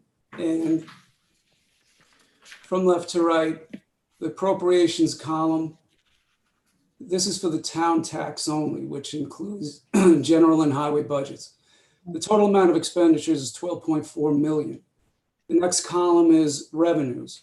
These revenues come from department generated revenues, county revenues such as sales tax, mortgage tax, and state revenues such as the CHIPS, the state highway subsidy that's provided. They total 5.2 million. We're not going to use any of our fund surplus. There's not much to go around. The difference between the appropriations and the revenue is the next column. This is the amount that we're suggesting should be raised by taxes. Next column is the current town's assessed value of 293.8 million. The next column is the tax rate for 2021, and that's derived from taking this column, dividing it by this column, and you get the result. The next column is the tax rates from the prior year. And the next column is the difference between this column of 21, this column of 20. And these are the percentage changes, the tax rate percentage changes for the year. The total amount for the general and highway fund is a tax rate change of 1.94%. A question for you. If assessed value went down, then your tax rates would have to go up, correct? And that's reflected down here, and I'll get to that. Okay. So these were the dollar amounts for 2021. Down here are the dollar amounts for 2021 versus the dollar amounts for 2020. The general fund would have a dollar tax increase of 290,000. The highway fund has a tax decrease of 169,000. The net effect is a total increase of $121,000. That dollar amount, and this is why I said 1.722%, that dollar amount is an increase to the tax rate of 1.722%. Wait a minute. Up here, you told me 1.94%. Yes. You get there. This is the dollar amount increase. As Dan referred to, if there is a reduction in the town's assessed value, which there is this year, last year was 294 million. This year it's 293.7, a reduction of $637,000. That reduction is 0.22%. That reduction gets added to this rate. That's where you get the 1.94% tax rate change. Had the assessed value increased, this number, 1.722%, would be in here, but it would be less than. So for instance, if there was an increase in assessed value of the same amount, 636, this number would be reduced by that 0.22. But in this case, the assessed value decreased, which adds to the tax rate. So far, am I stuck in the minutia? If not, I'll go further. The $121,000, if you take into consideration an estimated amount of households that are taxed in this town of approximately 4,600, that $121,000 would equate to, on average, 26 additional dollars per household in tax, for town taxes. The increase of $121,000 is primarily due to an increase in the net cost of the Park and Recs department. Additionally, of $100,000 from one year to the next. The police budget increased cost of $155,000. Those two numbers were offset somewhat by the reduction that Peter was referring to within the highway budget. To go further discussing the Park and Rec increase of $100,000, due to the uncertainty of COVID, Park and Rec had to go through a vast amount of changes to what their normal budget would be, because they couldn't consider that all of their programs would be run again next year. They reduced their estimated revenue by about $556,000, which is roughly 50% of what their revenue projection was from 2020. Additionally, they reduced their expenditures, a corresponding amount of $456,000, representing the decrease in the cost of running the programs that they don't think they'll be able to run based on the restrictions that COVID presents. Again, the Park and Rec budget is, there's a low level of of being confident with that budget because of the uncertainties regarding COVID.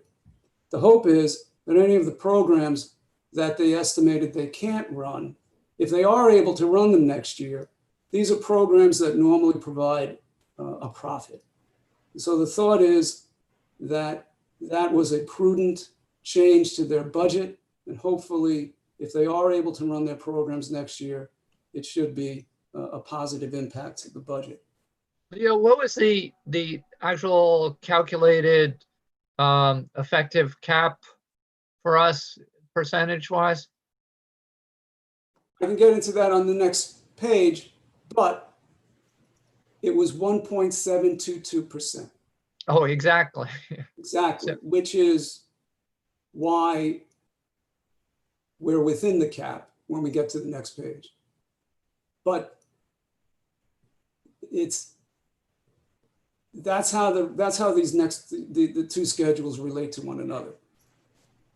But I'll just get back to just giving you a little more info on what's in the Park and Rec budget and what's in the budget overall. A couple of changes. Within the Park and Rec budget, they're also planning to include an additional maintenance worker to help replace the retirement of the foreman last year, who had 30 years of service or so. So it's a big hole to fill. And the planning and the building department in their budget is planning to have code enforcement work done. But the way they've structured that plan, the code enforcement work should have no additional tax expense to the taxpayers. So let me then move to the tax cap page, which is what Dan was talking about. Unlike the previous page, so remember the 1.72 rate that I told you. Unlike the tax rate page, This schedule, which only dealt with the town tax levy and the tax percent, this schedule includes or measures the total town tax, including the special districts.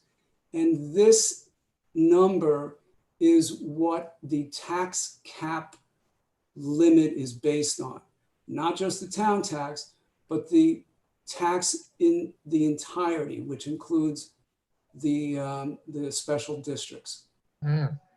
This was last year's total tax numbers for the town tax and the special districts. These two columns are presented to the municipalities by the state. This column, the tax-based growth factor, New York State develops and is based on assessed value changes. Every municipality has a different tax-based growth factor. The allowable levy growth factor is CPI-based. It's the inflation rate. And the inflation rate at the time the New York State developed it was showing a rate of 1.56%. These two factors, when multiplied by each other, results in a rate change of 1.722%. And that's the percentage increase limit for the tax cap. That then equates to a $132,000 and change dollar limit in our total tax cap levy. And that's what we have here. When you add up all of the proposed taxes for the town tax and the special districts, it adds to 7825. 7825 from 7693 is $132,000 and change. The difference for the town tax only, 7161 versus 7039, was the 121 that we talked about at the prior schedule. Any questions? No? Okay. Do you want to go into the general fund expenses and revenue and the highway fund expenses and revenue? Let me take you just to the highway fund first of all, because that was a big item in trying to negate the additional expenses from the general fund. Highway revenue, the only source of revenue for the highway fund is CHIPS. New York State, what has been the norm for the last couple of years has been 212,000 and change for CHIPS, money that we've received from the state. The state, due to the COVID financial crisis that's upon the state, they've limited CHIPS numbers. As a matter of fact, the number that they paid us this year was $42,000 less than what we were anticipating. And that's why we decreased the budgeted number for 2021 by the same $42,000. We've reduced on the expense side, to further explain, you don't get the CHIPS money unless you expend that same CHIPS money in road repair work. And so the CHIPS money, I'm sorry, I'm looking at the wrong highway fund here. CHIPS money, CHIPS expense, I should say. We've reduced that also to $140,000. When I can find it, if I can find it. Take my word, I'm sorry, 170,000. So we reduced CHIPS on the expense side, 170,000. So CHIPS on the expense and the revenue side negate one another. So in this scenario, there is no additional expense when you take the CHIPS line separately because the same amount is in the revenue line. But it does reduce the amount of road work that one would think you can do because you're not going to get the same amount of CHIPS money from the state. But here is the road repaving line to negate the additional expenses in the general fund. We've reduced the road resurfacing line to 0, with the assumption is that we will borrow for the road repaving work that is done in 2021. Borrowing rates are low, and the Fed has indicated that they're going to keep borrowing rates and overall interest rates low for the immediate future. So we think that borrowing for road work would be a good thing to do instead of taking the expense up front. In essence, what one does is when you borrow for this, you're deferring the cost over a certain amount of years instead of taking the expense up front. That savings in the road resurfacing line is for the most part what was used to fund the additional expenses that we put into the police budget and to negate the additional expenses in the park and rec budget caused by the COVID changes to the budget. Should I go further? Sure, whatever you- Please. Okay. Yep. So let's go into general revenue. The big changes to the revenue was what we really just talked about. Parks and Rec revenue last year was budgeted for $1,091,000. That included $1,071,000 for their department fees and $20,000 for sponsorship donations for fireworks. They've halved that expectation this year. What's happened in 2020? Yes, revenues in 2020 actually decreased, but because the programs themselves weren't run, expenditures for 2020 decreased as well. So the Park and Rec actual results for this year were not so far off of what the results were planned to be in the 2020 budget. But this year, because we know that there's COVID out there, and we don't know how long it's going to last for 2021, Park and Rec has reduced their revenue expectation to the 535 number.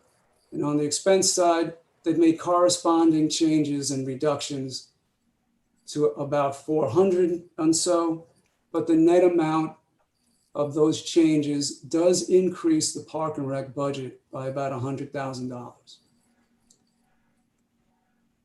We've also, the court, again, because of COVID, they have many restrictions of the amount of people that can come to court at any point in time.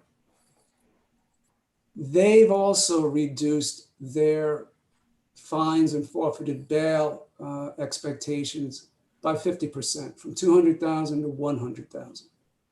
But unlike Park and Rec, they don't really have programs that they can reduce the expenses.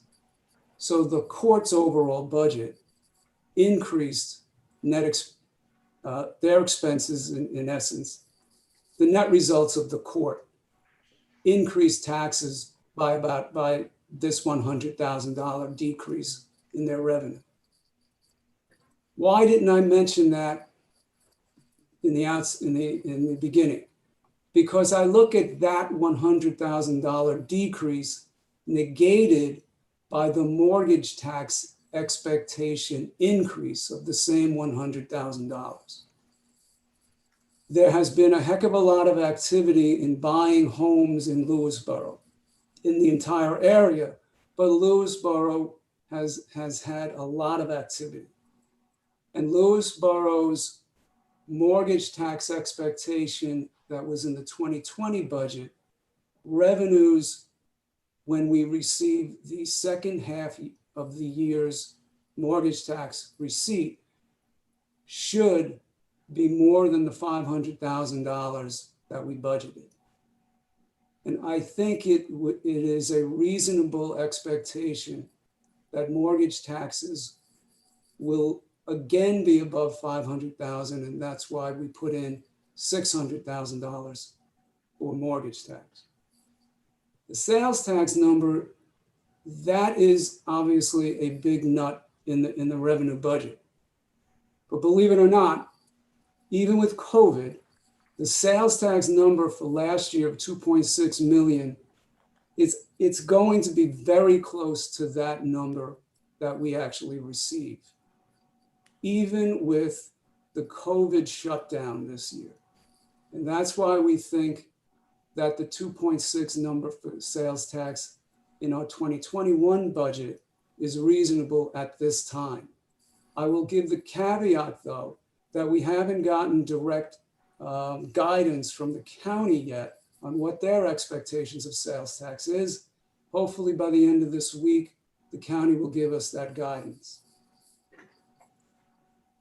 I think one of the reasons why that mortgage tax has held up, not mortgage, sales tax appears to be holding up, is something which is surprising in itself. But the state is being a lot stricter in exacting sales tax on anything you buy through the mail. So that Amazon, for instance, has to pay sales tax on everything they sell to you. So when you compare the total amount of revenue in the general fund's budget, 5.6 million versus roughly 5.1 million, the difference is $541,000. Park and Rec accounts for roughly $555,000 of that amount. So when you look at the difference from one year to the next, you can say revenue is reduced pretty much because of Park and Rec's COVID-related decreases. You want me to go into the general fund expenditures? I'll just go down the line here. Mm-hmm. Yes. This is the summary page, which is the last page of the general fund's expenditures. The difference from salaries and I should also say that this year, because of what we feel that the town is impacted by the COVID crisis on a financial basis, the town has not assumed any salary increases for any of its departments. That is one of the reasons why you see a decrease in salaries and wages from one year to the next. The additional difference, though, is again due to the Park and Rec programs that they are not running and that they're not planning to run. And those programs had salary numbers within them as well. So the combination of not having any salary increases for the departments and reducing the programs run by Park and Rec reduces the overall salary number from one year to the next. That reduction is somewhat offset by the amount of salaries that we injected into the police budget. There's not much to talk about in equipment. Contractual, it's decreased from one year to the next, and that's purely the reduction of Park and Rec programs. Debt service has increased slightly in the general fund's budget, and that's due to the injection of now paying band principal, which didn't start needing to be paid down until the year 2021. And I can go down the list for each department just quickly if you like. Tell me when to stop. Tell me when to give you more detail if you like. The town board has decreased from 200 to 194. primarily in the operating expense budget, expense line. The Justice Court has increased by about $13,000. And that's really due to increased health insurance costs of $50,000 to $66,000.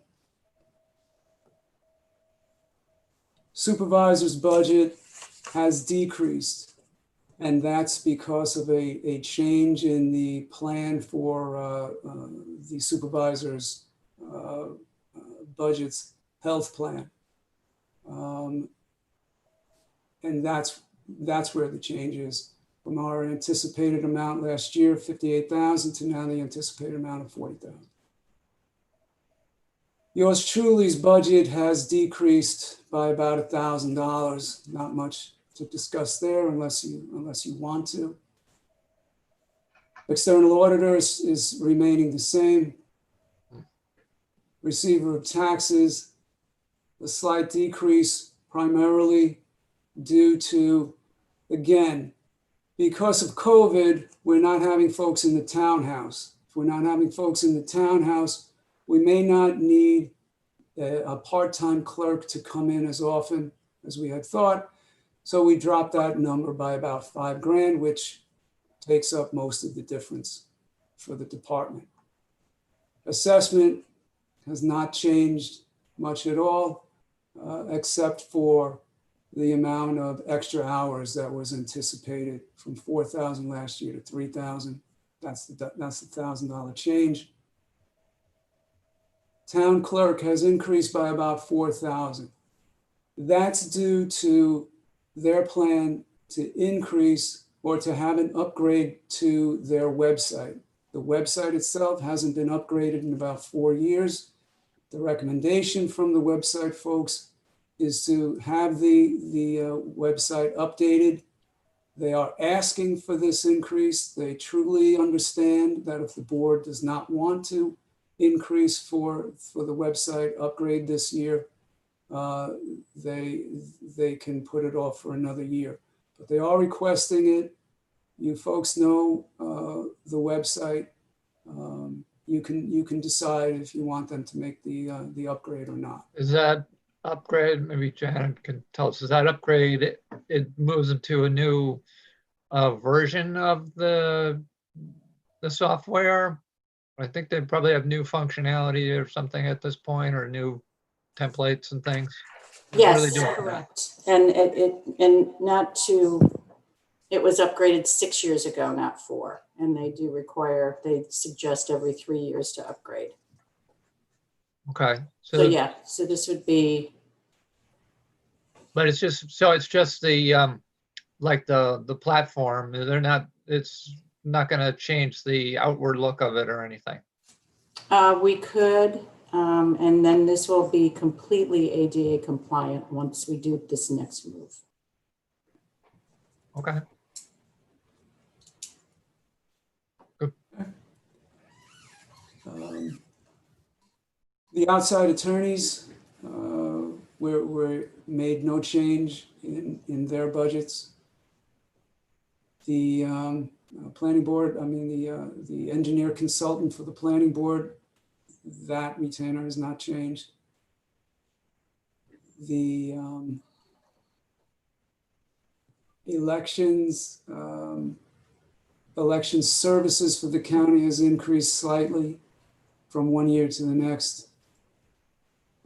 And we do receive, though, money from the county to cover much of those expenses.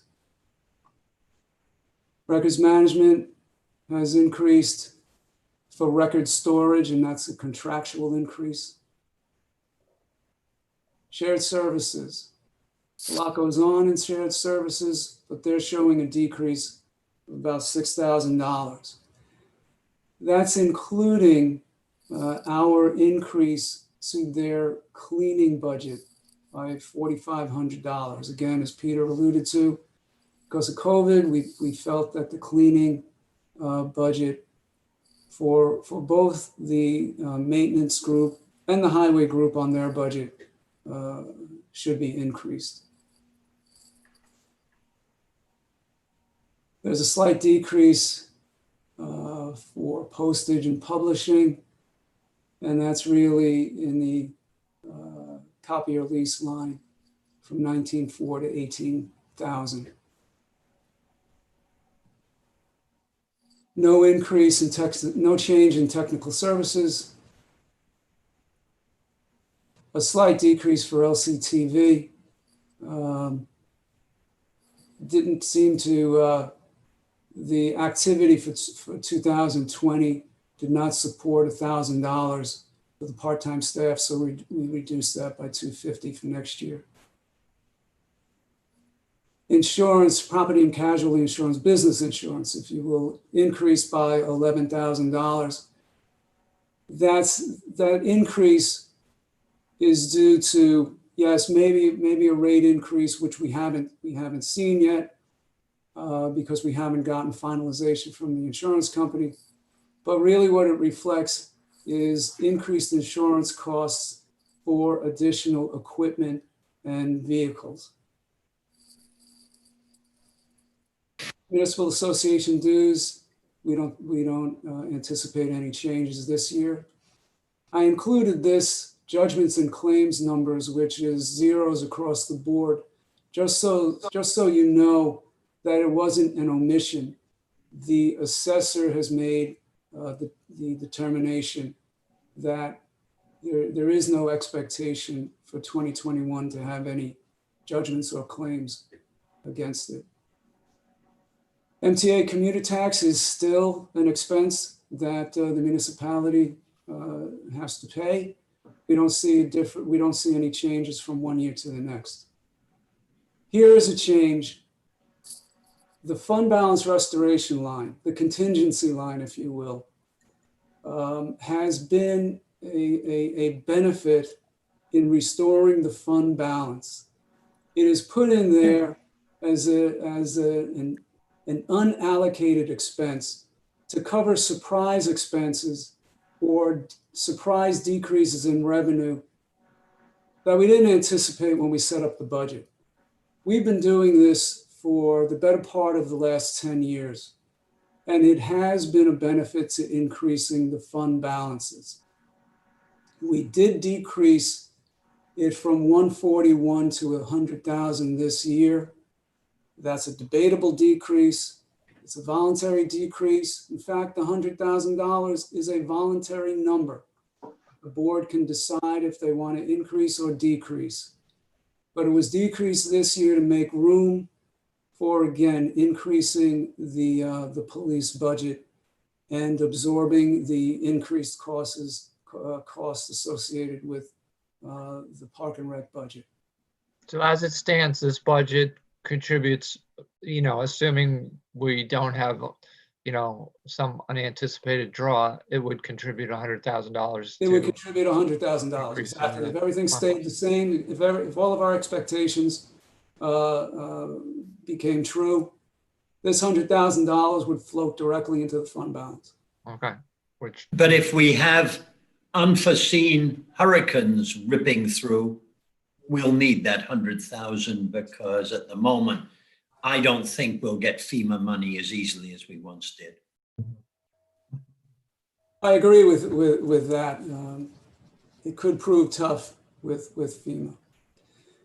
And here is the police budget showing the increase to the budget in the part-time line, bringing the number from 165 last year to 277, increase in the overtime line from 50 to 65. The police budget itself increases from $1,042,000 to almost $1.2 million. So roughly $155,000 of increase. I don't think anything more at this point needs to be said regarding the police budget. I'm sure you can talk on your own. The dog officer line has not changed from one year to the next.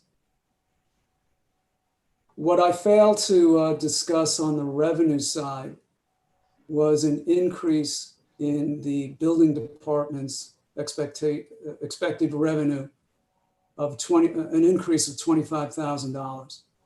Why did we increase their revenue expectation by $25,000? Because on the expense side, we've injected the cost for a code enforcement officer. There won't be a new employee. The cost would be part of the deputy building inspector's compensation for taking on the additional work for code enforcement. The thought, though, is that the expense associated with code enforcement would generate revenues, fines, if you will, that more than make up for that $25,000 expense. So that's what we've put in: 25,000 expense, 25,000 of revenue. Other than that, let's see, there was also an increase in the senior office assistant line. I had said earlier we didn't increase salaries, but we did not take away step increases. And the step increase had already occurred in 2020. It followed through in 2021, and that's what adds roughly $4.5 or so thousand to the building department's budget. No change in the Register of Vital Statistics. Advanced life support line increased by roughly $19,000. This is the fly car ambulance.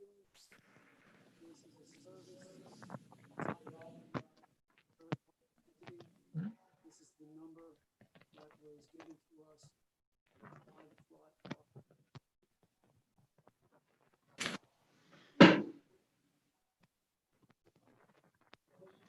Am I the only one? I can't hear Leo. Oh, okay, yeah. We Yeah, for a missed second I about- thought it was my connection, but.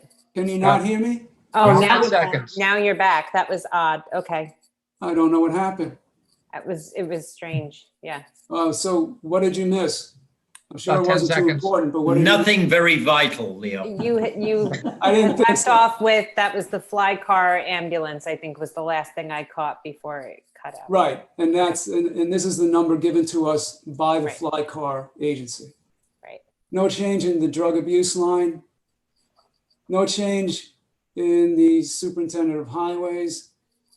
We did decrease street lighting because we are seeing a decrease in the electricity expense for the street lights due to the transition to LED lighting. It's great. Yay. Imagine that. Now, I've already talked ad nauseum about the decreases to the park and rec, or the changes to the park and rec budgets. I'm just going to go down the line and just show one change to the next. Recreation admin has increased totally due to healthcare. The parks line has decreased because of the retirement, even though we're planning to increase or add another park and rec maintenance employee. There are 2 park and rec maintenance employees in this line.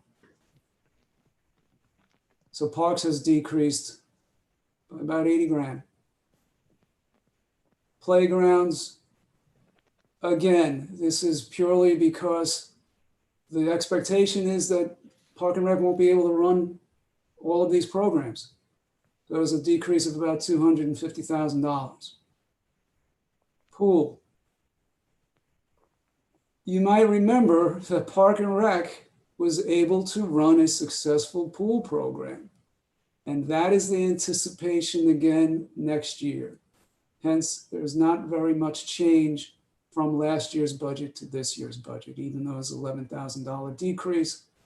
The expectation is that they're going to run a pool program.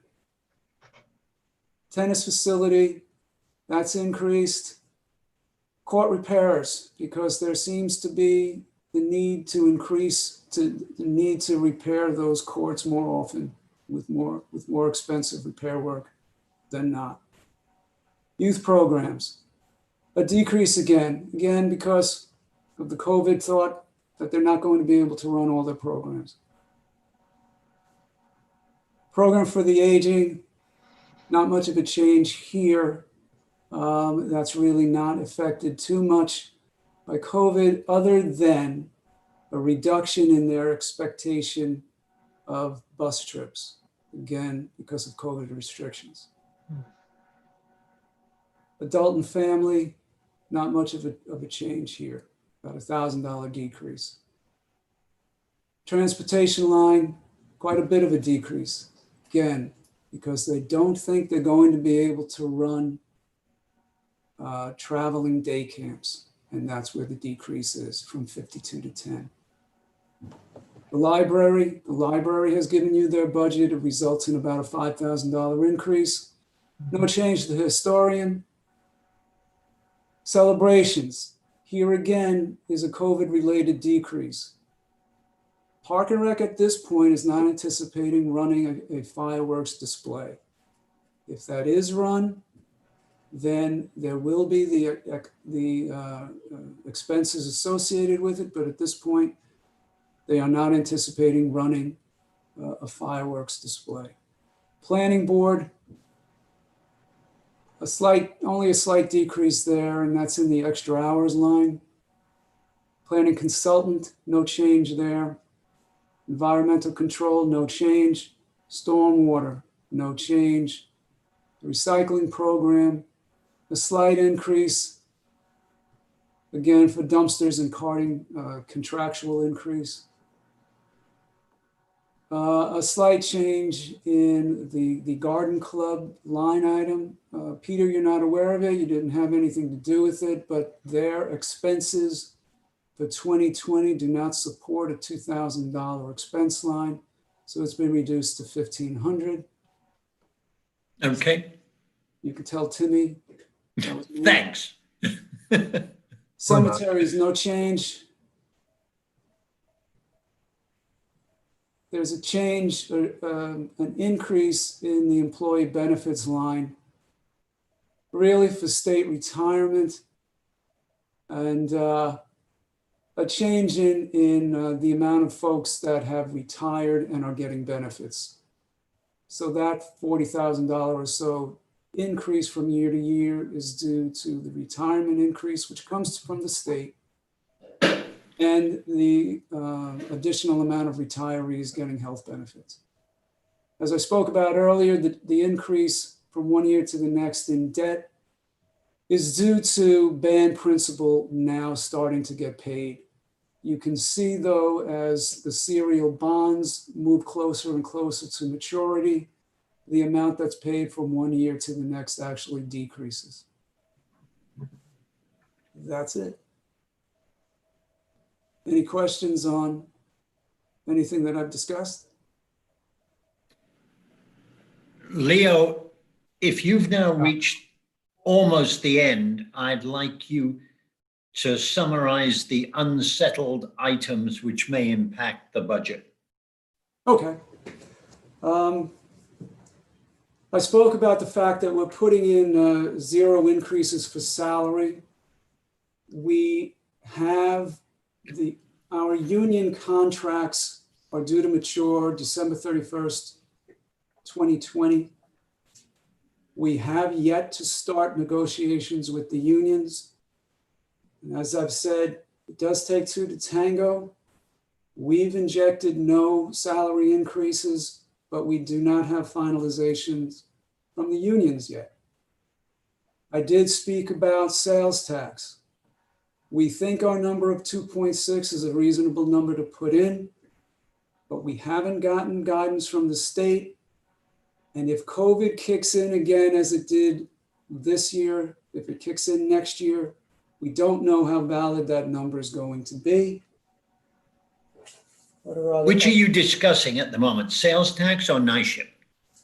I was discussing sales tax at this point. Okay. NISHIP was my question, but we're getting there. We have not received guidance from NISHIP. we have not increased, or we have not changed, if you will, the overall health costs. Last year, when we developed the budget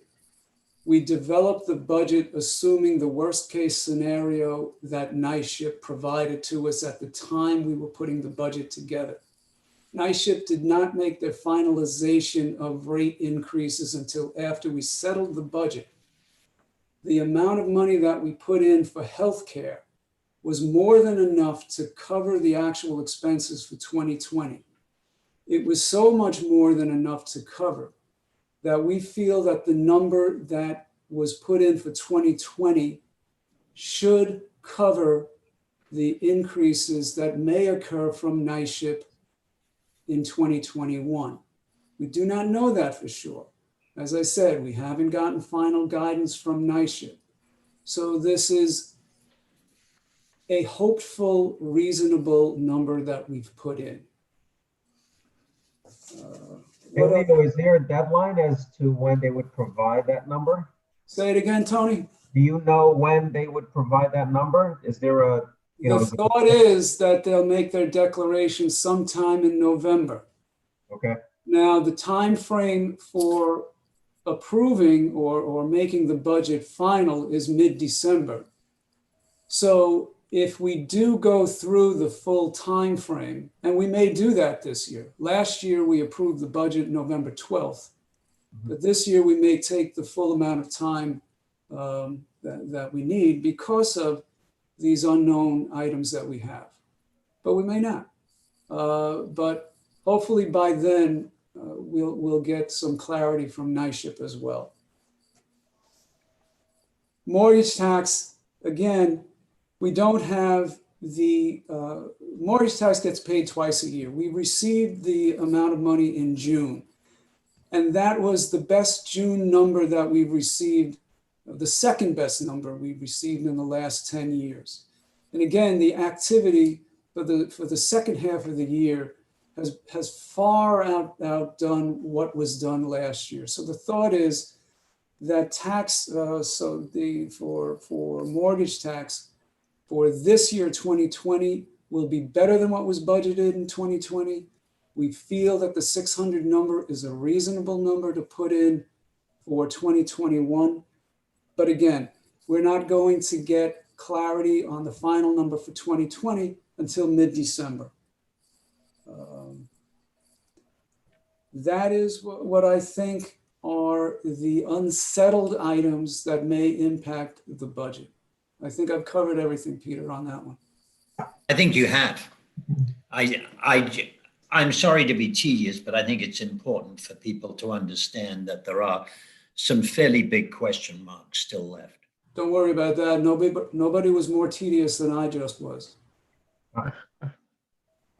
So having said that, there could be a potential that we could surpass the 1.9%, surpass the cap potentially. That's the caveat that I'm throwing out to you. Okay. That number could change. Right. And the implications of surpassing the cap from the state, as far as we know, we'd have to pass the cap breaking legislation. You would have to do that. I'm not sure the time frame that you do have to make that declaration. I think it's Anthony's just still on. He might have a Anthony, when do I have to do that? It's just a matter of allowing for the hearing. Well, yeah, I mean, there are two schools of thought on it. The way I'd like to do it is to have the law passed and sent up to the Secretary of State before you adopt your budget. So we just have to time that, and you need a public hearing for that. Okay. So I've given that to you before, Peter. I could resend it to you in terms of the time frame. Yeah, sure. And we better put it into our next meeting, right? We're close. I'll put it that way. And just because you pass the the resolution to exceed doesn't mean you have to exceed, obviously. Right. So right now with this, Leo, just to repeat what you said earlier, this budget, we're looking at approximately a $26 per year town tax increase on average per resident? Correct. Per household, right. Per household. Per household, right. So even if we broke the cap, it's not going to be, I think doubling the cap, you'd be doubling that $26 figure to $52. Not that we're going to double the current. That would be a big Yeah. move, but yeah. Right. Okay. Right. And If truthfully, you increase I wouldn't taxes by be- 121,000, you would increase a household's tax by another $26 a household. Right. Okay. I mean, and if you want to look on the absurdly bright side, it's always possible that mortgage tax, for instance, could be substantially bigger than we have estimated.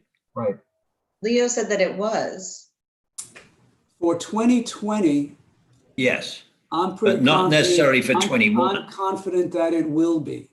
For Right. 2021, the assumption is that activity that we've seen in 2020 will continue.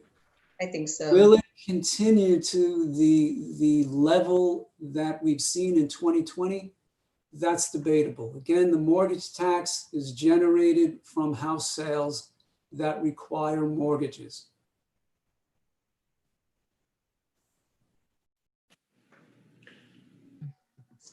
Yeah, if you buy a house for cash, we don't gain anything. Right. All right. Good. Ladies Thanks, and Leo. gentlemen, I Thank think you, Leo. that's, You're welcome. unless there are questions, I think Leo has done his usual meticulous job in presenting a budget. Yes, very good, Leo. Thank you. You're Yeah, welcome. thank you. And really about the only things that you might, I think, I mean, if you want to decide that the increase in the police budget is totally wrong-headed, then please speak up. Yeah, I So that- think, yeah, I just want to get a better understanding of how that budget matches up with what the department needs are. What the department does feeds on? What Or their what they needs need. are. Oh, well, look at C, I know, I did. and it pretty well matches up. I think option C gets us on a path to where ultimately we could get to the other options that were more ideal, basically. Yeah, and It's a step in the right direction. It's not everything that they need right now No, with some of the they would financial like more. constraints. Of course. Right. And eventually they should be getting that. That's, we're in a really tough financial spot right now. So And quite honestly, I think we're all agreed they have to get something. we've concentrated. That is a hell of a big increase for any department. Right. It's long overdue. It may be long overdue, but it's still a lot of money. I know. I think it's worth pointing, I think that we're all supportive of it, like Yeah. Councilwoman Castellano said, and I also think it's worth mentioning because I think it demonstrates clear support for our local police department, which seems to be in question. Quite a bit. Remember, we're doing Okay, this. fine.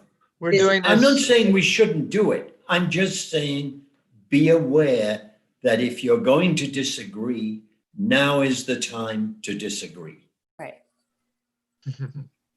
Yeah, I'm supportive. I think it's clear that the public is interested in seeing progress there. So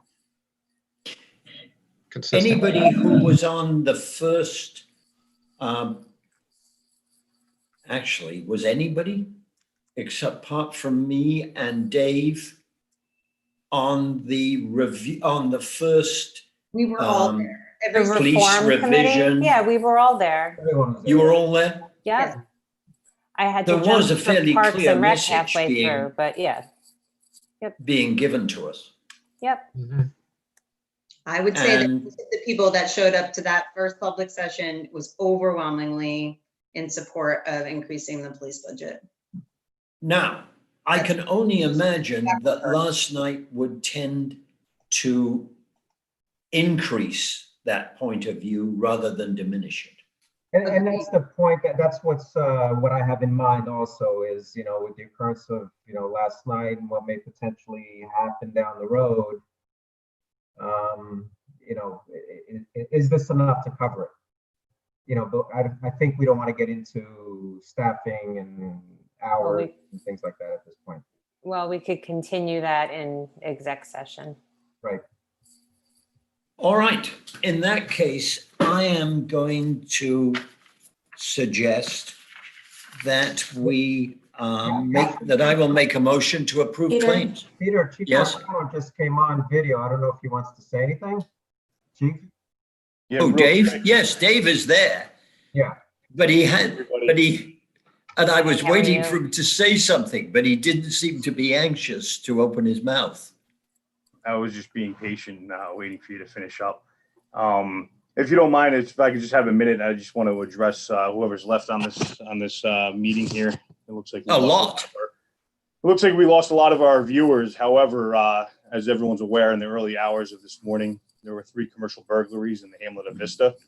In all 3 cases, the glass and the doors were smashed in to gain entry, and the cash registers were stolen. Currently, the Lewisboro Police and the New York State Police have developed suspects, along with the help of neighboring Connecticut police agencies. So, good news. Excellent. Thank you for your work on that. Dave, It's been a long day. How did the police discover those burglaries? Was there a 911 call, or was it not until the morning when the guy walked in? A little bit of both. One was a EID, which is an electronic intrusion device. Okay. It's an alarm, of a commercial alarm. And then another, just as once we see one, we start canvassing every local business. Okay.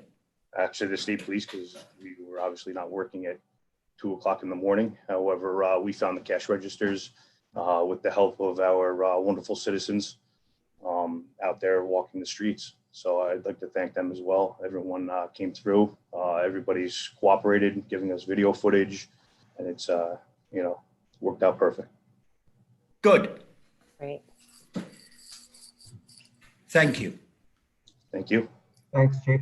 Thank you, Dave. Anything else? I don't have anything else. All right. In that case, I'll try again to make a motion to approve claims. Do I have a second? Discussion. All in favor? Aye. Aye. I'd like to make a motion to adjourn to executive session to discuss a legal, a lawsuit, an actual lawsuit. Peter, could you just do me the favor of announcing the next town board meeting? Oh, yes. You really want another one, Janet? Not really, but it's my job. Yeah, I will do it. Oh, yeah. November 9th. The next town board meeting will be on Monday, November 9th, 2020 at 7:30 via remote access. Remote. Not to be confused with remote. What did I say? Demote? I think you rolled your R a little bit. It's a long night. It's a long night. I'd like to make a motion to go into executive session to discuss a lawsuit. Do I have a second? Second. Discussion.